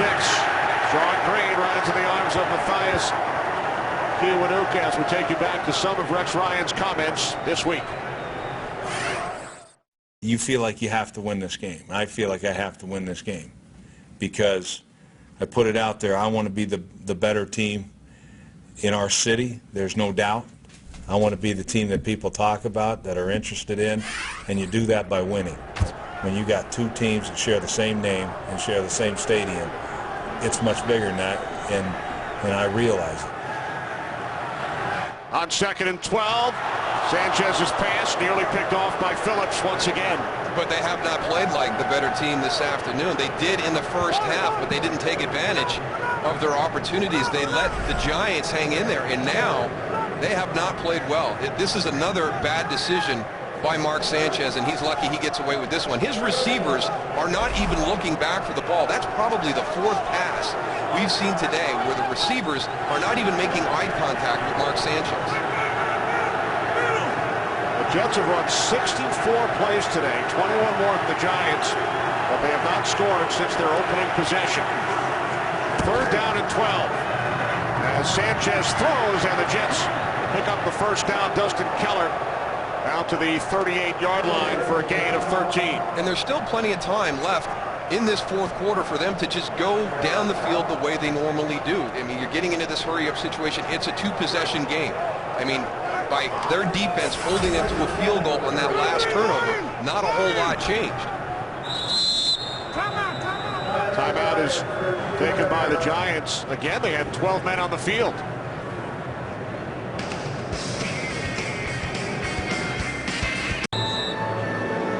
And here's one of the reasons, as a Jet fan, stay with what we're doing. Look at Mark Sanchez in the fourth quarter. Has struggled a little bit through the first three this season, but in the fourth quarter, he's been very good.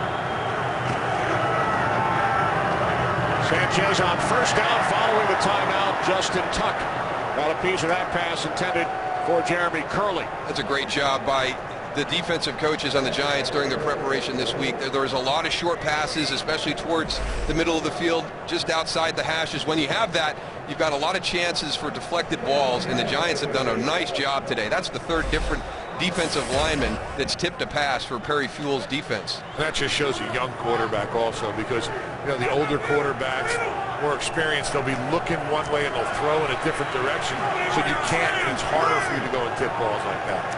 Marcus looking exactly where he's throwing. Second down, Sanchez looking for LaDainian Tomlinson with Chase Blackburn on the coverage. Well, that's kind of surprising right there, because that's a matchup that the Jets were hoping to get, is LaDainian Tomlinson versus a linebacker. You've even got him removed from the formation. Chase Blackburn does a good job, uses inside leverage, expecting the in and out route, plays it perfect. Blackburn in his 7th season, re-signed by the Giants in late November. He's on his couch, as Tom Coughlin told us, for the first 2 months this season, and he's done a nice job since his return. Now third down and 10 as Dustin Keller makes the catch, but Deion Grant right there to make the tackle, stopping Keller 2 yards shy of the marker. We got to go for it here, no, Darryl? I think so. Yeah, I think so. They're going to run out of time if they don't, especially you don't want to put the ball or try to keep the ball out of Eli Manning's hands. Mark Sanchez makes a nice play right here. Keller just a little bit short. He really did. He had Michael Boley right in his face, Tony. He came free off the edge. He stood in the pocket strong and made a nice throw to Dustin Keller. So Rex Ryan leading the offense on the field. Fourth down and 2. Just over 11 minutes remaining, fourth quarter. Sanchez on fourth down overthrows Keller, and the Giants will take over on downs, although there is a flag. Wow. This is going to be another huge penalty against the Giants. A late flag was thrown, and it is against the Giants. Pass interference, number 34, defense. Automatic first down. Wow, Deion Grant. I don't like that play call by the Jets at all. I mean, third and 1. Here's Keller right here. The penalty's on. Grant is just holding on to him, and Keller sells it and gets the flag. I don't know. It could have been anything, Goose. You can go with pass interference. You could have went with illegal contact, which gives you a first down, too. There was more there on the replay than I saw at game speed. Jets gained 27 yards via the penalty. From the Giants, 26, Sean Green. Down to the 23-yard line, a gain of 3. But I agree with your point, Tony. They are really lucky that they got that flag, because I did not like the play call, and I did not like the decision by Mark Sanchez. Yeah, they came out in shotgun. Now, third and 1 or fourth and 1, you would figure they'd at least go and try to sell the run a little bit. Sanchez to Burris. He's got it. Touchdown and a penalty marker back at the 10-yard line. This one should be going against Plaxico. It is.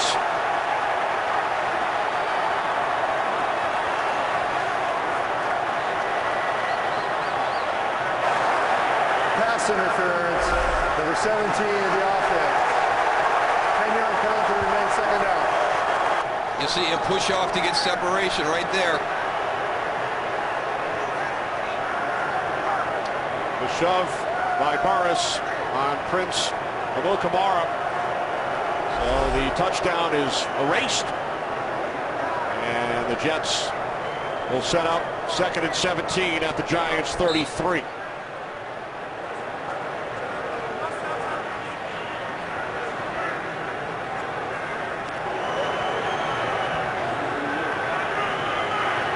Morris now split to the right, matched up with Aaron Ross. 3 receivers to the left.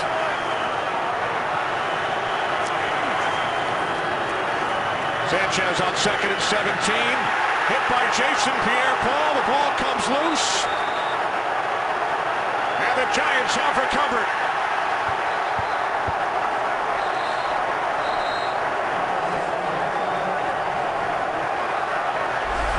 Second Jets turnover as we welcome those of you who have been watching the Steelers and the Rams. Mark Sanchez hit by Jason Pierre-Paul, his 2nd sack today, and it's recovered by Justin Tuck. Well, he is relentless. I mean, he's got DeBrickashaw, Ferguson, and actually Matt Slauson comes from the inside at the guard position to help him out.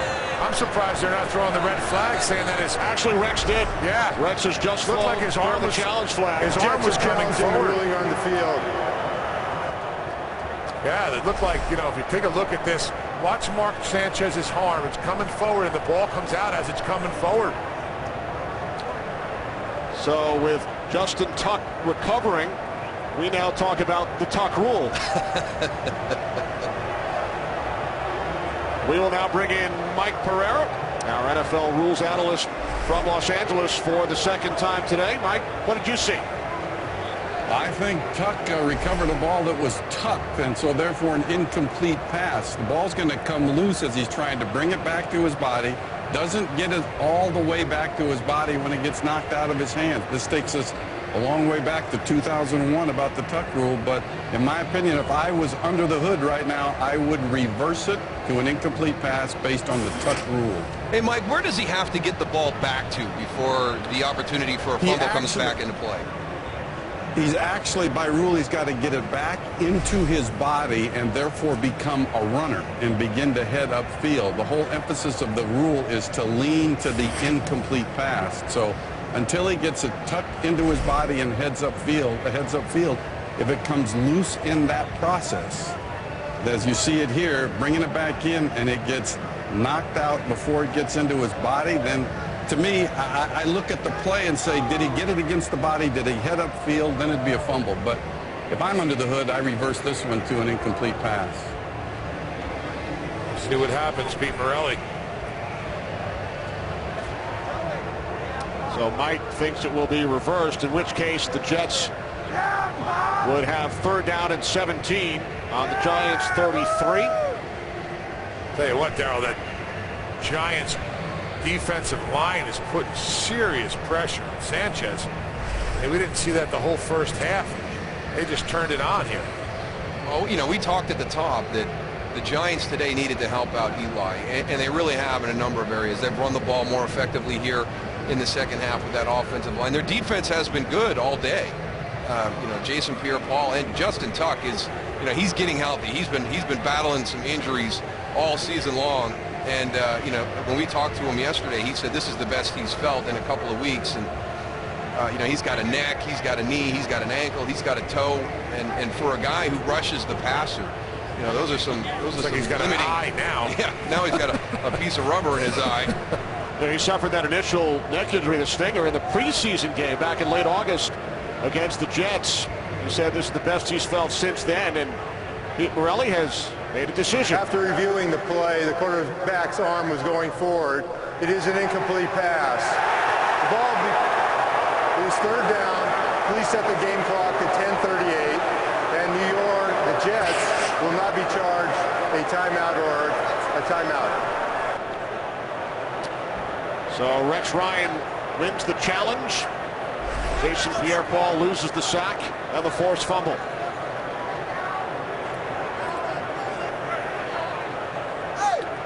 We welcome those of you who have been watching the Carolina Panthers and the Tampa Bay Buccaneers. Kenny Albert, Darryl Johnston, Tony Siragusa. There is Justin Tuck, who just lost a fumble recovery due to the Tuck rule. Rex Ryan challenged the last play. So the Jets will maintain possession, trailing by 13 early in this fourth quarter. Huge game for both teams and their postseason chances.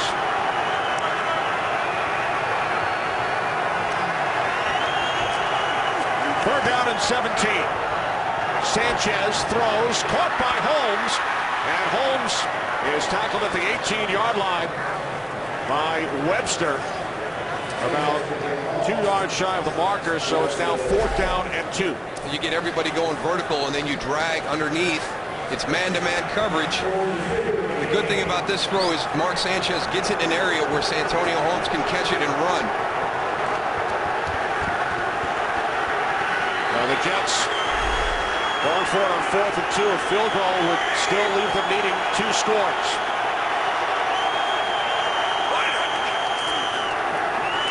On 4th down, Sanchez to Curley. Jeremy Curley makes the catch for a Jets first down. Takes it to the Giants' 8-yard line. Well, he does a nice job here because he wins this one right at the line of scrimmage, Tony. You watch his release on the line. What a great little stutter move to get to the inside. Now on 1st and goal from the 8. Pass intended for Keller. Guarded by Deion Grant. You watch Jeremy Curley's going to win this route right at the line of scrimmage on his release. As he's coming across in motion, goes to the outside and then jumps back inside on antro roll.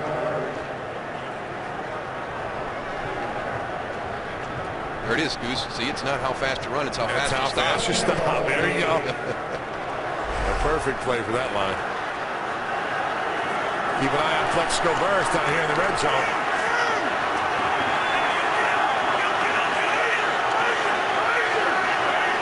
Sanchez has thrown a career-high 49 passes today.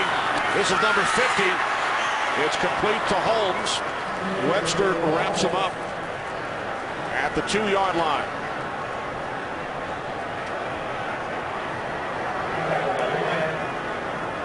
Those audiences just joining us, and you hear that Mark Sanchez has completed 50 passes. The Jets have controlled this game. It's been the big play of the Giants. They had a 99-yard touchdown pass to Victor Cruz in the first half, and then a 4-play 81-yard drive here in the second half. So the Jets have controlled the game, but the Giants are scoring on the points. And the snap could not be handled by Sanchez. Ball rolls into the end zone. And it looks like Williams has recovered. Mark Sanchez never got the ball up, and it bounced forward into the end zone. Jaquan Williams on the recovery for the Giants. Sponsored by McDonald's. I'm loving it. We welcome those of you who have just joined us. Jets had 3rd and goal from the 2. And Sanchez unable to handle the snap from Mangold, recovered in the end zone by the Giants. No, Kenny, I'm not going to say Sanchez couldn't handle the snap. I'm going to say Nick Mangold had a terrible snap. I mean, he snapped that into his inner left thigh. I'm going to put that one on the center. Even though he was reaching and Mark Sanchez is going to need to ride him to that left on that block, I'm still putting that one on the center. Second turnover by the Jets here in the 4th quarter. Giants lead 20-7. Manning looking for Nix, and it's picked up on the deflection by Harris. David Harris takes it all the way down to the Giants' 10-yard line. His 4th interception of the season, so the Jets get it right back. Wow, what an exchange of plays. Out on the bottom of the screen, guess who it is again, Tony? Let me guess, Mr. Revis. And then a one-handed pick by Harris. Nice job by Harris right here, getting the ball up, turning. Hustling back, though, Tony. The throw is there. You turn and run to make a tackle, and good things are going to happen. There's a great example by David Harris. I'm really surprised at the Giants, the way they've been running the ball. Why do you come out passing the ball in this situation? At Revis. At Revis. Try to eat some of the clock down. You got 8:43 left on the clock. I mean, try and chew it up a little bit. Jets still need 2 scores. So a reprieve for the Jets. 1st and 10 from the 11-yard line. Sanchez rolling to his right. Penalty marker is thrown as the pass is incomplete. Holding. Number 65, offense.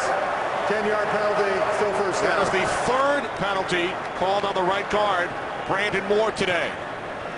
Well, as soon as Mark Sanchez goes to run outside, Brandon Moore has got to realize that he has to let go of Linval Joseph. He's got him there all locked up, but now that's an easy call for Pete Morelli.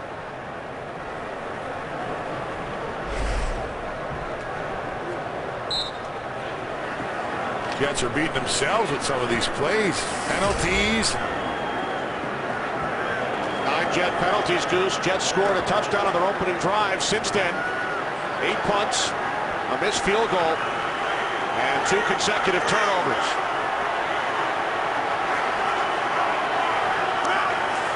First down and 20. Sanchez backpedaling. He breaks free, and then the pass is batted down. No whistle, they're going to recover that.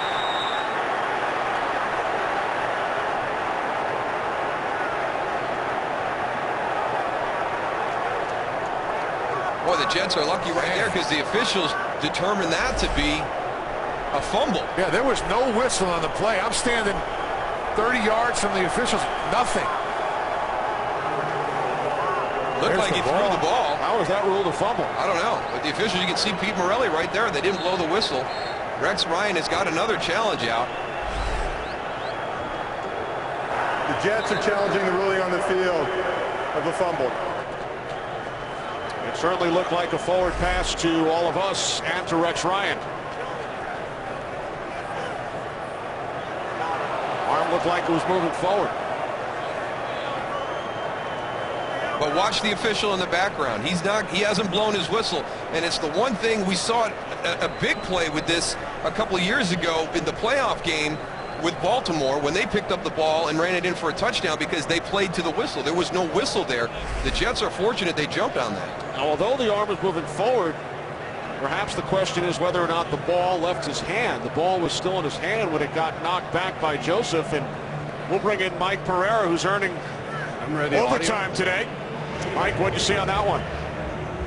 Well, I mean, I kind of see what you see. Remember, let's not focus on the arm. You got to focus on the hand. Was the hand moving forward with control of the ball? And when I'm in the booth now looking, there's that movement, the hand starting forward. There's no movement of the ball whatsoever. If I'm under the hood here again this time, I actually reverse this to an incomplete pass, which then certainly makes this a field position difference.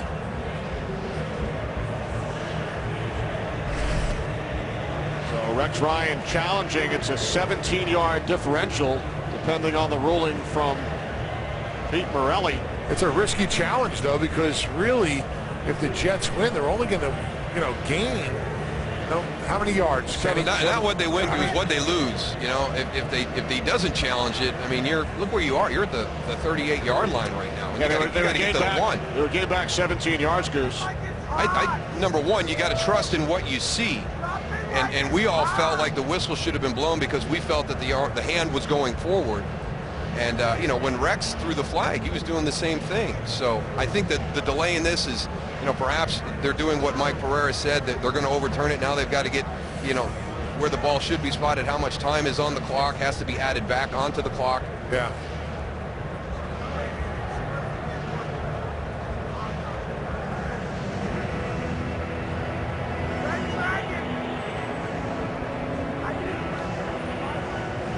We welcome a new audience. Kenny Albert, Darryl Johnston, Tony Siragusa in East Rutherford, New Jersey.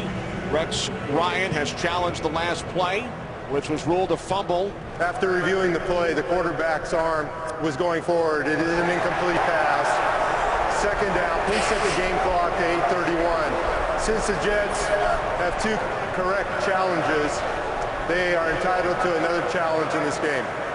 So Rex Ryan winning his first 2 challenges, as you heard from Pete Morelli. This was ruled a fumble. However, it has been reversed to an incomplete pass, which is what Darryl, Tony, myself, and Mike Pereira all thought would be the case. So the Jets gain back the 17 yards that were lost. We now welcome those of you who have been watching the Bengals and the Cardinals. Cincinnati hangs on for a 23-16 win. That is not good news for the Jets. Bengals win for the 9th time this season. Jets are 8-6, and they trail this game by 13. Sanchez throws, and it's caught by LaDainian Tomlinson. He's tackled by Deion Grant at the 13-yard line, gain of 8. And just understand, we've already had 2 fourth-down plays here on this drive. This is, you got 2 more downs here, so you don't have to convert this right here down to the 1-yard line to get your first down. So Brian Schottenheimer, be good with your play calls here, knowing that you're going to have a 4th down. 3rd down and 12. Big penalty committed by the right guard, Brandon Moore, earlier in this series. Sanchez steps up. Now moves to his left. There's a penalty flag. Sanchez still has it. He runs. He's inside the 5, and he dives. And is close to a first down. Looks like he was just short. But there is a penalty marker on the field. They might get an automatic first down with the penalty.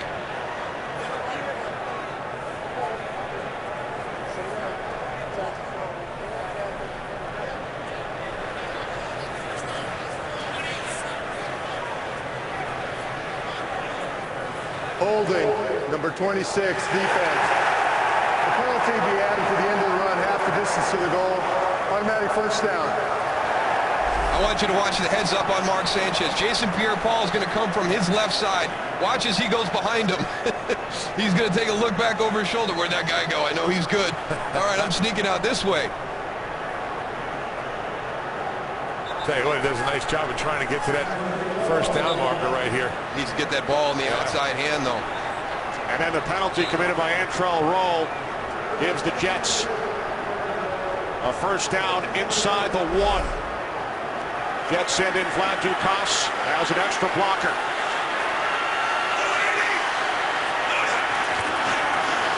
On 1st and goal off the fake to Green. Sanchez looking, and now he will take it in. Touchdown, Mark Sanchez.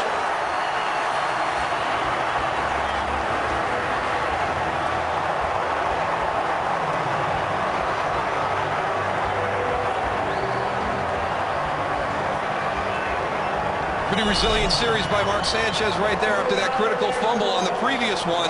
Great play fake right here. He gets everybody. And then there at the end, Mark Sanchez is worrying about who's he going to block. He's got to tuck that ball in and get to that corner. 6th rushing touchdown for Sanchez this season. Folk, the extra point. It's now a 6-point game as the Jets convert following the interception by David Harris. The Giants' lead has been cut to 6 following the Sanchez touchdown with just over 7 minutes remaining in the 4th quarter.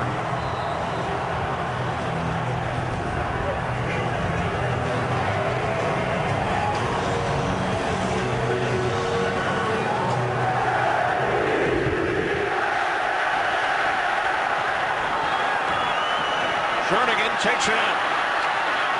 And is cut down as he crosses the 10-yard line by Tracy Wilson. Another good special teams play. As we welcome you into the broadcast booth, we've had a little bit of everything in this one so far for the first 3.5 quarters.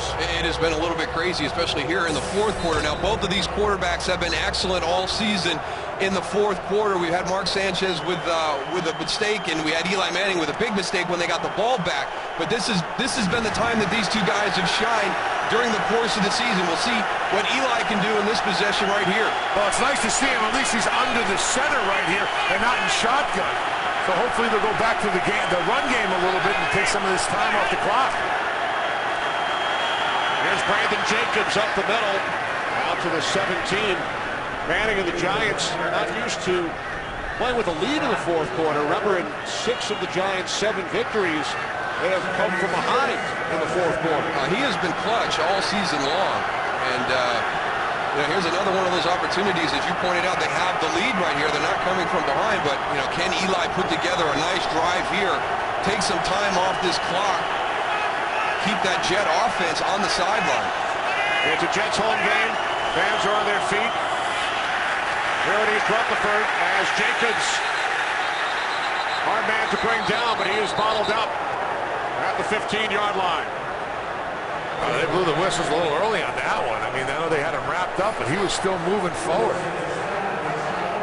So a huge play coming up to 3rd down and 8 for the Giants as the Jets try and hold and then get the ball back, trailing by just 6. On the last interception, Eli Manning went after Darrelle Revis. He's down at the bottom. Revis is down here. Hakeem Nicks is the guy you really want to know where he is on the field. 3rd down and 8. And Manning throws it out of bounds. Nicks cut the other way. That is the second time we've seen that route combination, and Eli Manning and Victor Cruz not on the same page. This time, watch Victor Cruz release to the outside. He's going to stop. He's running a little in route, and that one gets thrown long. And then a late flag, intentional grounding. Number 10 offense. It was in the pocket. I mean, Brodney Poole. Knocks it down. 4th down. Brodney Poole came on the blitz on the outside after he was covering Cruz, and then Eli saw that he was coming at him, and it looked like Victor Cruz just wasn't on the same page as Eli. Thought he was going to run an out route, and he just dumped the ball out of bounds. And nobody was out there, so they get the penalty. Puts them back a little bit. So now Weatherford about 7 yards deep in the end zone.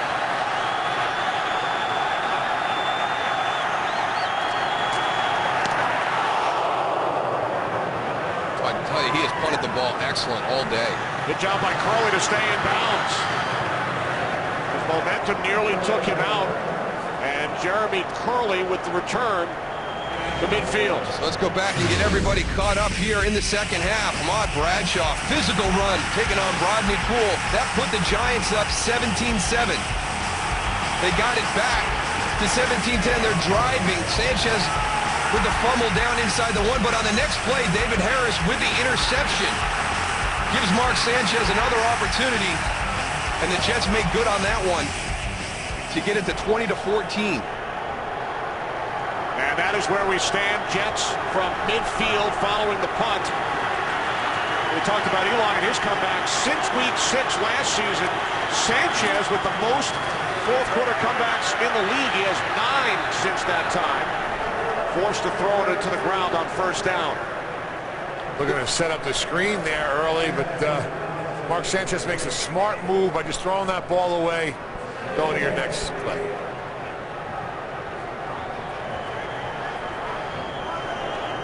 We've talked about other guys on this Giant team stepping up to help out Eli. The defense needs a huge stop right here. They've been on the field a bunch this afternoon.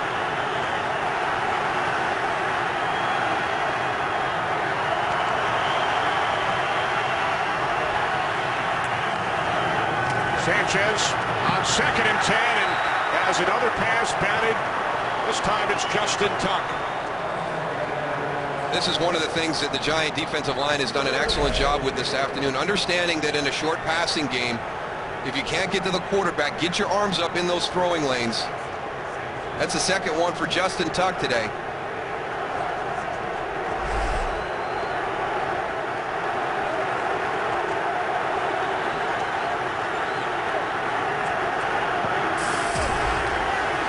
Career game-winning or game-tying drives in the 4th quarter or overtime for Mark Sanchez.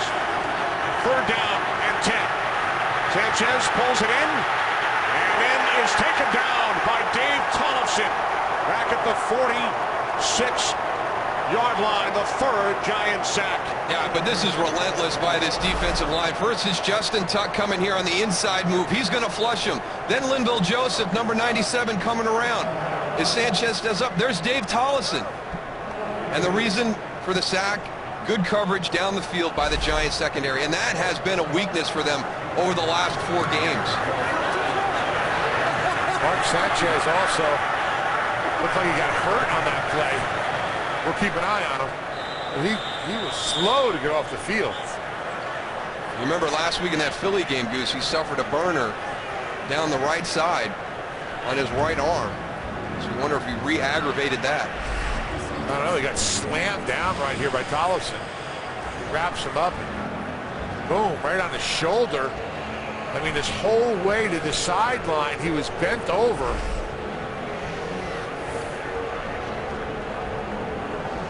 Oh, either it's a little uncomfortable. Yeah, it's getting a little stiff on him. America's Game of the Week coming up. Eagles and the Cowboys, 49ers and the Seahawks. 4:55 remaining in this one. Giants with a 6-point lead from their own 18-yard line. Jets have all 3 of their timeouts. Ahmad Bradshaw out across the 20 to the 21. Gain of 3. Obviously, at this stage of the game, critical with ball security, and Rex Ryan told us, hey, Ahmad Bradshaw and Brandon Jacobs have a history of putting the ball on the ground, so we're going to go after them during the course of this game. We'll see if we see the Jets. If one guy's got him slowed down, if the second guy coming in is going to punch that ball out. There have been 3 turnovers in the game, 2 committed by the Jets, 1 by the Giants, all in this 4th quarter. 2nd down and 7. Here's Bradshaw, looks to turn the corner, and he's tackled at the 24-yard line by Wilkerson, setting up a 3rd down and 3 as we hit 4 minutes remaining, and the Giants leading by 6. Jets still have all their timeouts. You can see the 3 lights up here. Jets know that the Bengals have already won today. Giants with a win will play for the division crown next week.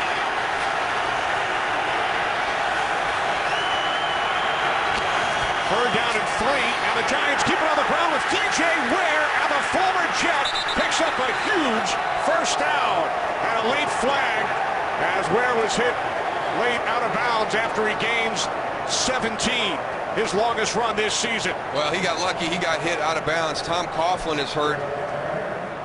See if he got rolled up on the sideline. Personal foul, unnecessary roughness. Late hit out of bounds, number 51. But DJ Ware, first down. DJ Ware needed to get down and stay in bounds. Number 70 is reporting is eligible. 70 has reported. Wow, very similar to what we saw earlier this season when Sean Payton was hit by his tight end, Jimmy Graham. Got to pay attention on the sidelines when the ball is coming towards you. Yeah, you got to leave your feet, man. Your feet get stuck in that turf. Forget it. And Tom Coughlin now sitting down on the Giants bench. Penalty committed, the late hit by Aaron Maben. 1st and 10 from the Jets 43. The toss to Bradshaw, and he gains 3 down to the 40-yard line before he was tackled by Mike DeVito. The good thing is it looks like they're checking the hamstring, and you saw his leg go straight when he got rolled up, so that's good news that it isn't the lower leg or the knee.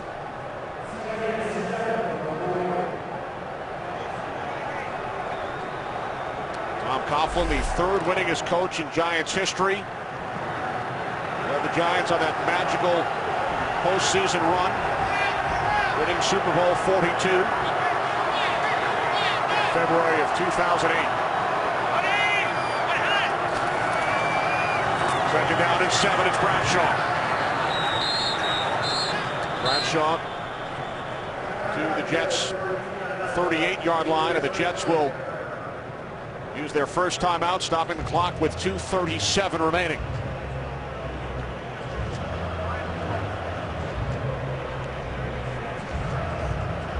Interested to see what the play call will be here on this next snap for the New York Giants. Do they go and continue to run the football? They ran on their last 3rd down with a nice little play to DJ Ware, but this is a little bit longer. Do you throw the ball and risk the incomplete and stopping the clock? With the 2-minute warning and 2 timeouts, the Jets are going to get 3 stoppages. Well, the way they've been running the ball, you would think that they would want to keep it on the ground and keep that clock moving. Force the Jets to call another timeout. Tom Coughlin trying to shake off the pain. 3rd down and 6. With the Giants leading by 6.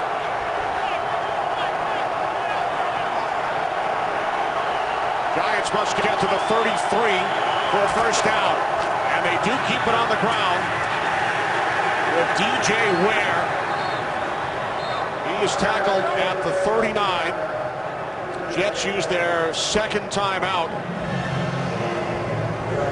with 2:31 remaining.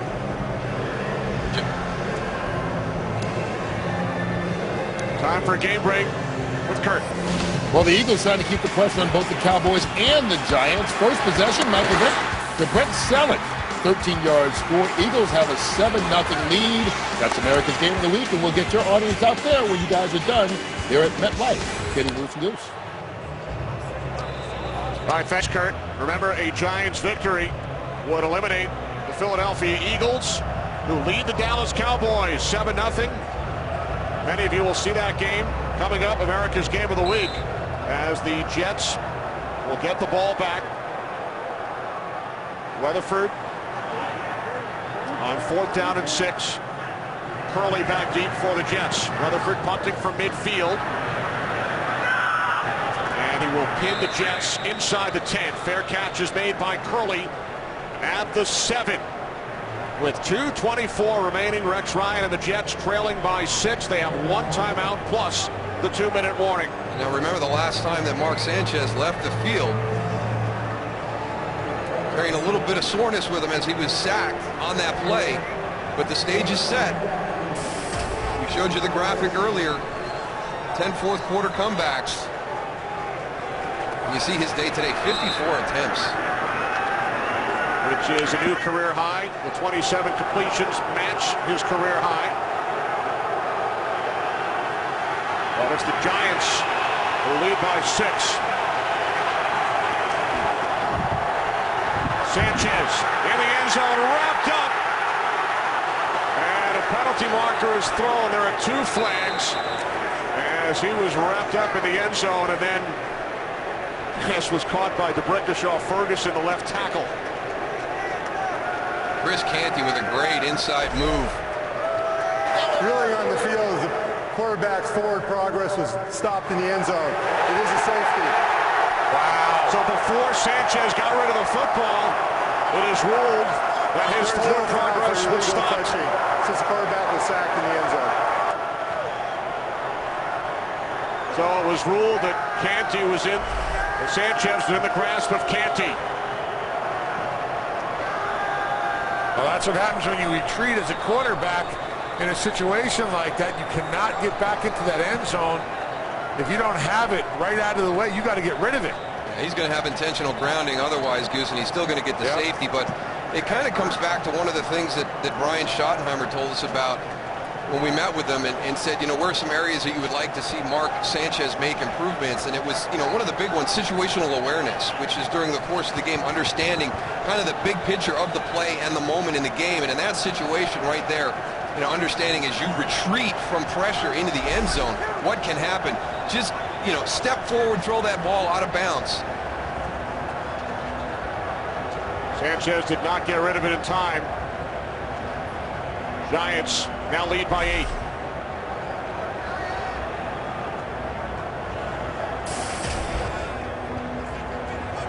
Well, you got to give it to this Jet defensive line. It was one of the things that the Jets, or the Giants defensive line, the Jets wanted to come out and frustrate them a little bit this afternoon with their play calling and their approach to the game, but they haven't been able to get that accomplished today. It was really the Giants defensive line that has made some of the big plays here today.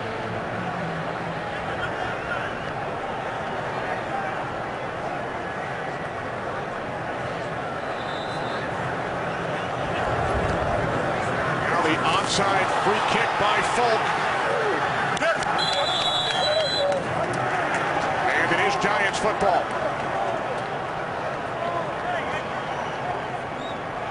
I don't think I've ever seen an onside kick done that way before. We've seen just about everything else today. Why not? It's more like an onside punt.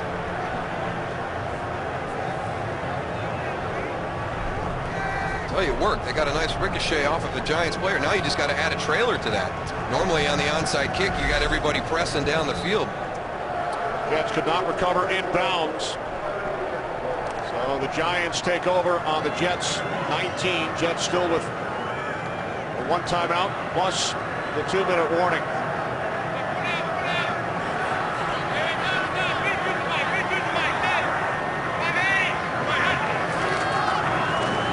On first down, it's Bradshaw. And Bradshaw will score his second touchdown today.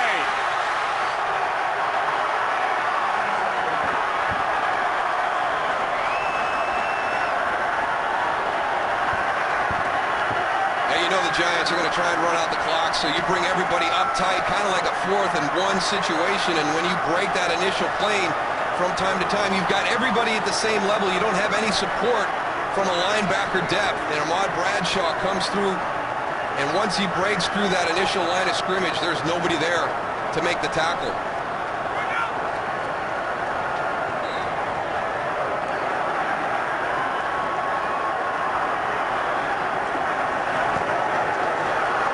The extra point. Giants lead by 15.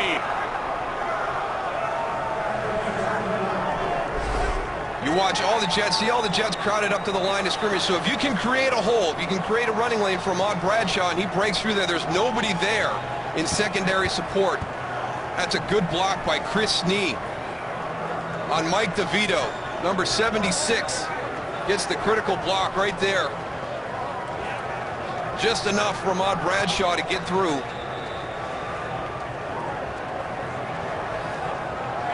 Nice patience by Ahmad Bradshaw, waiting for that hole open and then exploding through it.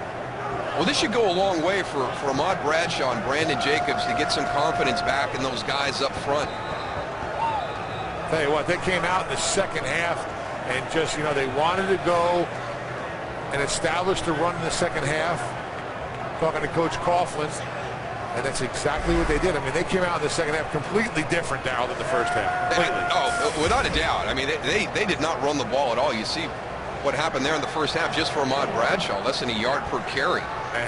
And now he's almost 5 here in the second half, and that's a tribute to the guys up front. There's Chris Snee, the guy who had the critical block on that last touchdown by Ahmad Bradshaw. But the Giants' offensive line from first half to second half just so much better in the run game.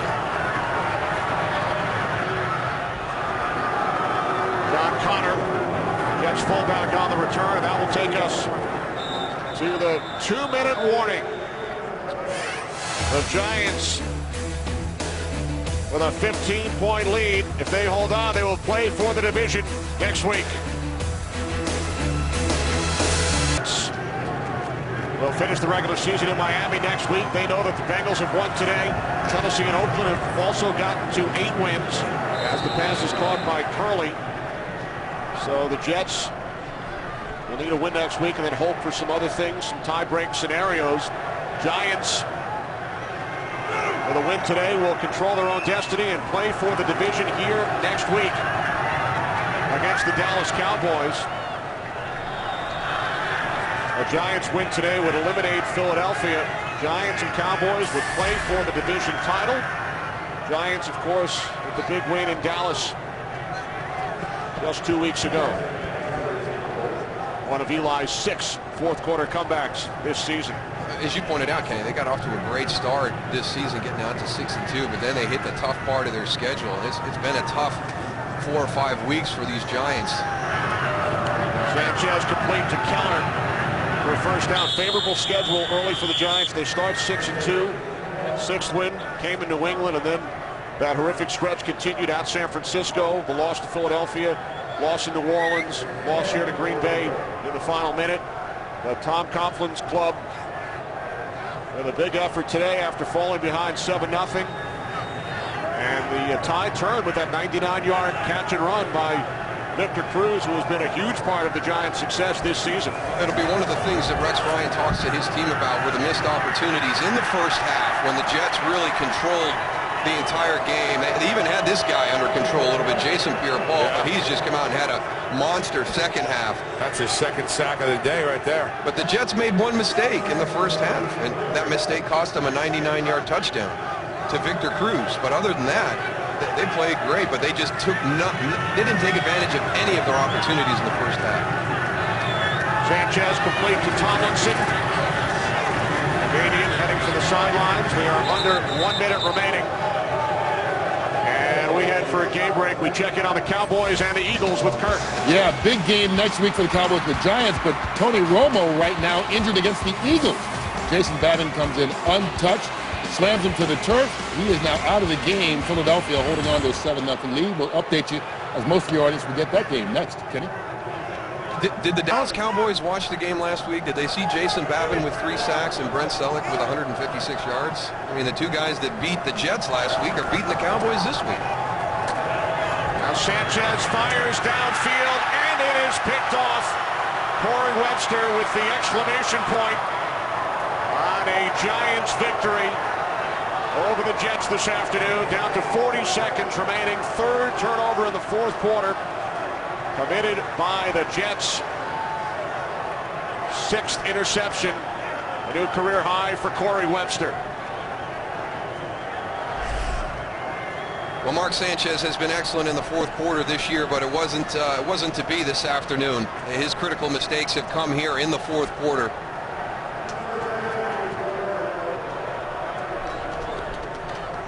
Sails a little bit over the head of Jeremy Curley, and interception by the Giants. Manning takes a knee. Great job by our entire crew, led by producer Barry Landis, director Michael Frank, associate directors Jeremy Green and Chirag Devascar, broadcast associate Joe Wheeler, technical producer Sid Drexler, and the technical director Damon McGavick. Rex Ryan and the Jets drop to 8-7. Tom Coughlin shaken up in the closing minutes, but his Giants stay alive and will play for the division here against the Dallas Cowboys next Sunday. Jets need a win in Miami plus help. For Darryl Johnston and Tony Siragusa, this is Kenny Albert saying so long. America's Game of the Week coming up next.